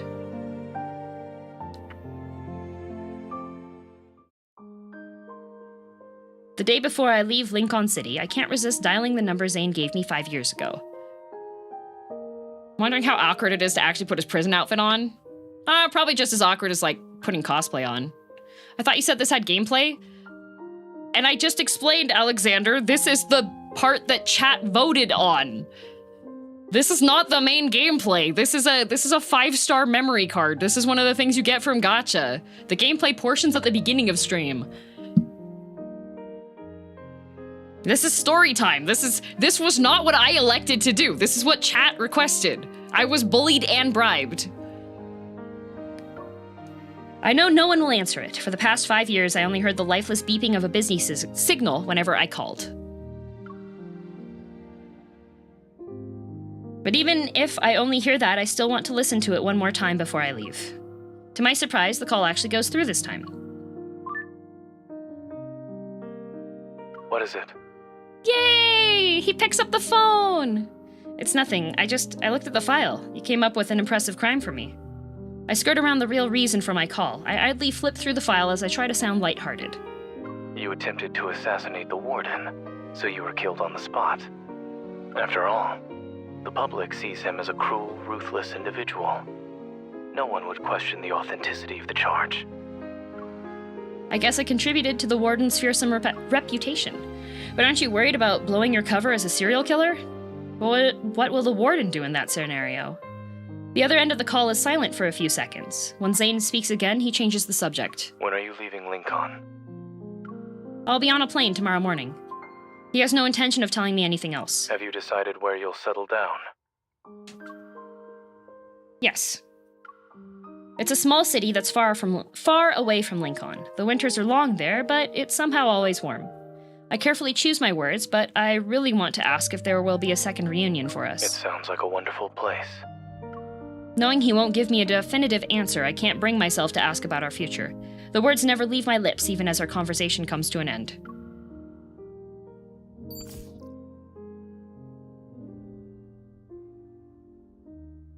My flight has been delayed until this evening. Thanks to the delay, I got a call from my ex-subordinate. It's related to the warden. All of Lincoln is in an uproar because of it. The warden, Zane, is actually the SSS-class predator serial killer Galen, whom authorities have been pursuing. As the perpetrator responsible for the deaths of multiple citizens, Zane's trial will be conducted with all of Lincoln watching. A new era is on the horizon, and his execution will herald its beginning. Well, looks like Zane's gonna get killed. Why would a serial killer they couldn't catch for 5 years suddenly be exposed? Forcing myself to calm down, I leave my home, but my pace quickens until I break into a run. I need to see Zane one last time. I need to hear the truth from him. I need to know, can he actually end everything without regrets?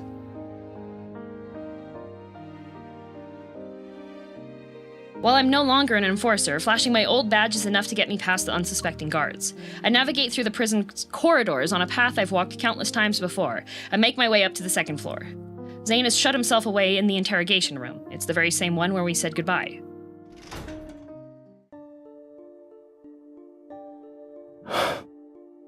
I push open the door, and there he is, that familiar figure I haven't seen in a long time. Hearing me enter, he turns around. Surprise flashes across his face before his typical calm demeanor appears. I recall you saying you'd be on a plane this morning. So you deliberately waited until it was evening to release the news. That way I wouldn't find out. Your presence here means my plan failed. You know, Treyon, I feel like this is not the content for you. So I'm just gonna... There you go. You're being rude. Your plan? My throat tightens. I'm not sure if what I feel is anger, but my fists are so tightly clenched that they start to hurt. You never intended to survive this. You've been planning to end it all, including yourself. Every TV channel, newspaper, and radio station is announcing it. A new era will arrive with the breaking dawn. Lincoln is being set on the correct path. The murders and crimes of the past must also be eliminated. He's a serial killer. He's gotta go. As an enforcer, would understand that criminals must be punished for their past deeds. The criminals have been punished. The predators and ordinary people get to live in peace, and Lincoln City will be ushered into a new era. But what about you? I take a step toward him to close the distance. Our heavy breaths mingle in the air between us. Zane, have you gained anything from this? Do not breathe in my ear! Shut up! He doesn't answer. I take another step. Don't you want anything in this life? Stop talking about Lincoln, the virus, and the solution. What I want to know is related to you, Zane. Have you ever wanted anything for yourself? Are you here because you wanted to ask me that question? See, it kind of messed up. He planned his execution to happen while she's on her flight to a new town. What if I say yes? Will you answer me then? I look up at him. We're so close to each other that our shadows merge into one. I'm about to take another step when Zane suddenly furrows his brow. Grimacing, he turns away. You should go. No, I won't leave until you answer me. But Zane, are you... Noticing Zane's unusual expression, I grab his wrist. His skin is burning hot to the touch. Oh no, he's almost frenzied! He's about to go into a frenzy. told you. You should go. No, I refuse. I walk away and lock the door to the interrogation room. They said that when a predator goes into a frenzy, the desire to have what they truly want overwhelms them. Zane, have you ever gone into a frenzy before? No. I know how to control myself. Yeah, sure you do, buddy. You implanted an activator in yourself, didn't you? But that doesn't mean a predator like me won't harm the person standing in front of them. I won't become a predator. You'll die. Oh, no. You already killed me once before. You accused me of trying to assassinate the warden. I haven't gotten the chance to see if I could actually do it. I grabbed the chains hanging from the ceiling of the interrogation room and wrapped them around Zane's wrists. Do you have to restrain yourself all the time? Is that what you want me to do? No, at least that's not what I want right now.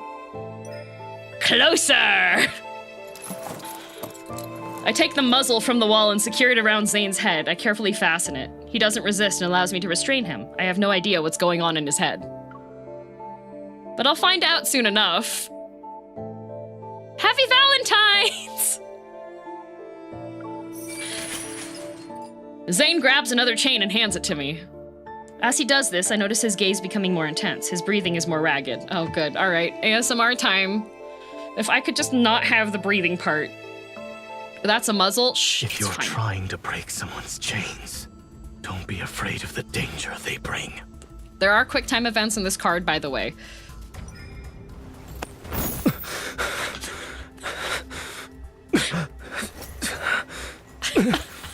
Buckle up. Here you go. Here's the spice.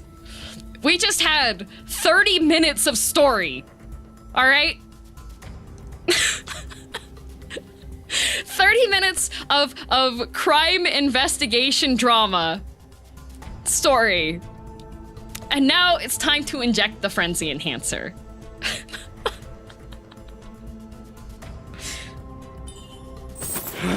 Quick time. Stay back. If you fail the quick time, he dies, so I'm gonna have to stop him from biting me. How far will you go until you're satisfied?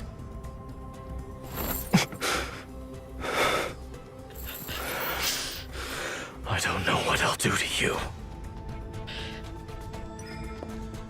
Gonna walk over to the side, get another view of him. You're only gonna hurt yourself more fighting for control. Enhancer?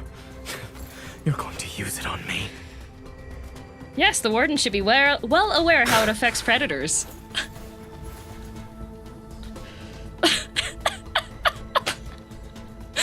Inject the frenzy enhancer. What? Oh. What a command to do. All right.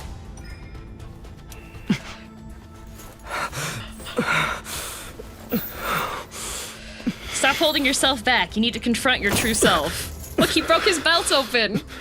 He broke them open. Drag to examine his body. We gotta look at him. It's very important for the investigation. Don't worry, I'll take good care of you. You want me to submit?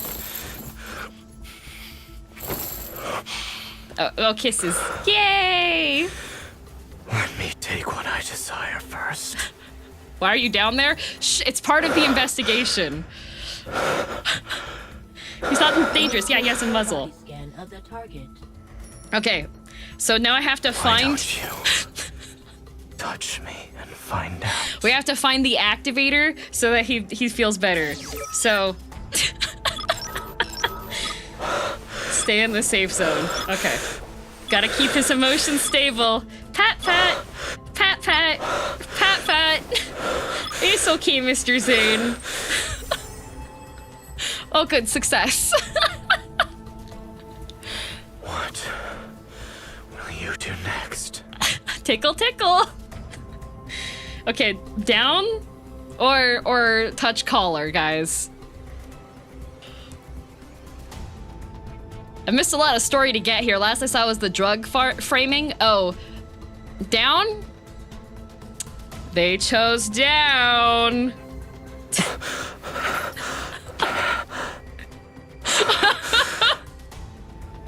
Don't stop. Okay, alright, buddy.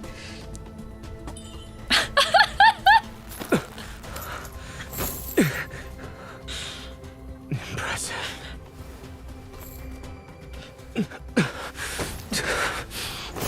Oh, he broke the chains. No.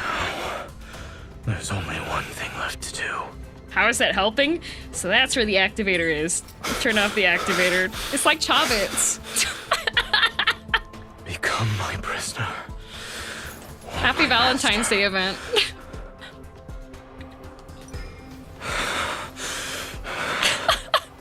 You can never leave me. See, she had to inject him with drugs because he was going to get executed. Okay? And she had to find out if he ever wanted anything in life, all right? Because he was doing it all for her, okay? So this was entirely necessary. There was your 5 minutes.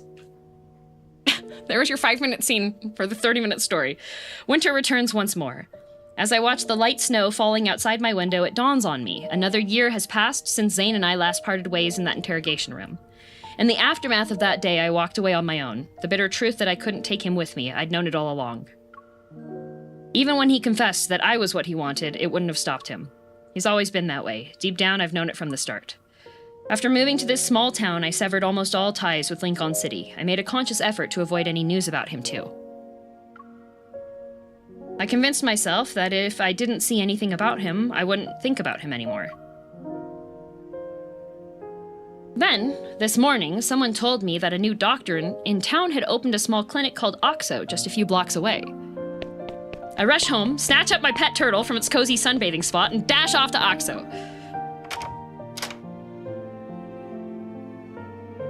After a year apart, the silhouette I yearned for is finally before me once more. What is it? Dr. Zane, I think my pet turtle might be sick. It's been really lethargic. It doesn't even want to sunbathe anymore. Can you take a look at it? Trying to hide the fact I'm breathless from my sprint, I stand in front of him. My gaze lands on his face. Miss, this clinic only treats human patients. I see. Detecting a hint of amusement in his voice, I can't help but mirror his smile. Oh well, I think I'm coming down with something. Would you mind giving me a checkup?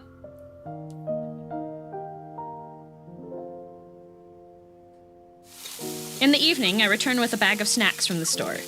The kitchen light is on and Zane is cooking steak. My turtle watches him through the glass partition between the doorway and the kitchen.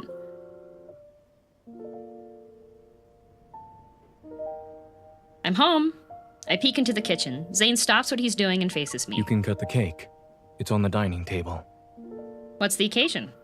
I walk over to the dining table where a freshly baked cake sits. Its enticingly sweet aroma permeates the room. Today is a special day. The cake is inscribed with the words, Happy New Beginning, for Luna.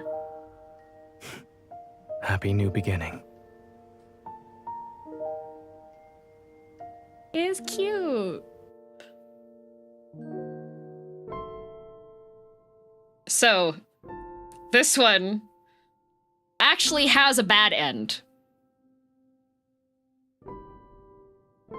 So, if you fail the sanity checks, so if you get bit twice and then fail to keep him calm to find the activator, if you fail all 3 of those, because those are quick time events essentially, it ends up with he gets executed.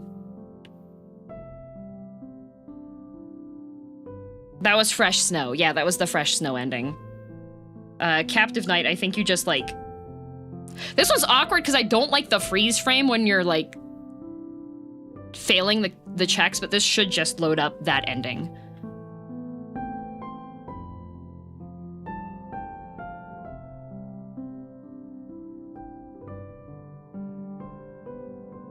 See you later, Taylor. And then after this is done, then I'll finally open up Final Fantasy XIV.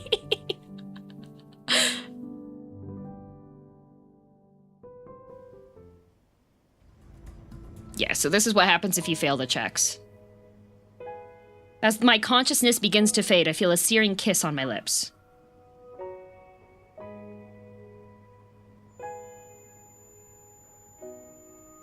He seems to be saying something, but I can't hear his words. So this is bad end. I'm not sure how much time had passed before the pain from my bite wound jolted me awake again. I find myself alone in the interrogation room. Zane is gone. Unable to find him, I have no choice but to leave the prison. I catch my delayed flight and bid farewell to Lincoln City, my childhood home. I settle down in a small town and focus on finding a quieter life. I never see Zane again. I avoid any news report that's related to him. So long as I don't look, he might still exist in this world. Snow greets this small town for winter. Frost blooms on my window and obscures the scenery outside. The muddled sight reminds me of when my vision blurred after Zane bit me. Suddenly, I recall what Zane said to me in the interrogation room. Goodbye. So yeah, that one has like the saddest of the bad ends. Zane just goes and gets executed and dies. The previous one was way spicier. Oh, I forgot that I had Silas out here. Yeah, the previous one was way spicier. And you can change the music too, so there's a bunch of different, like... So this one's Gravity of Space-Time, but these are all the ones I have unlocked so far. The previous story? Yeah, I played through 2 of them. With bribes, because the early stream chat was, put a lot of gift subs in, so. What's your favorite BGM so far? So wait, the good ends are Hallmark movies and the bad ends are just trauma? Yeah, pretty much. But yeah, so that's Love in Deepspace. So the 5-star cards give you either like cute stories or really depressing ones. I was trying to show the regular playthrough, because that's not the regular playthrough. That's just like, that's the gacha date stuff. The regular playthrough, like there's a roguelike dungeon and everything. I was gonna show y'all that, but nope. But nope. Here, we're gonna put that there. There we go. Girl, you know we were here for spice. Yeah, that's why I made it a bribe for spice. The main quest is great too. Yeah, the main quest is really good. It's a lot of reading though.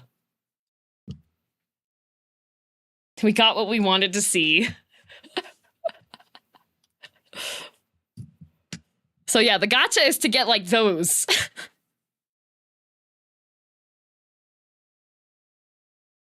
Crime drama. All right, I did update Final Fantasy before I started.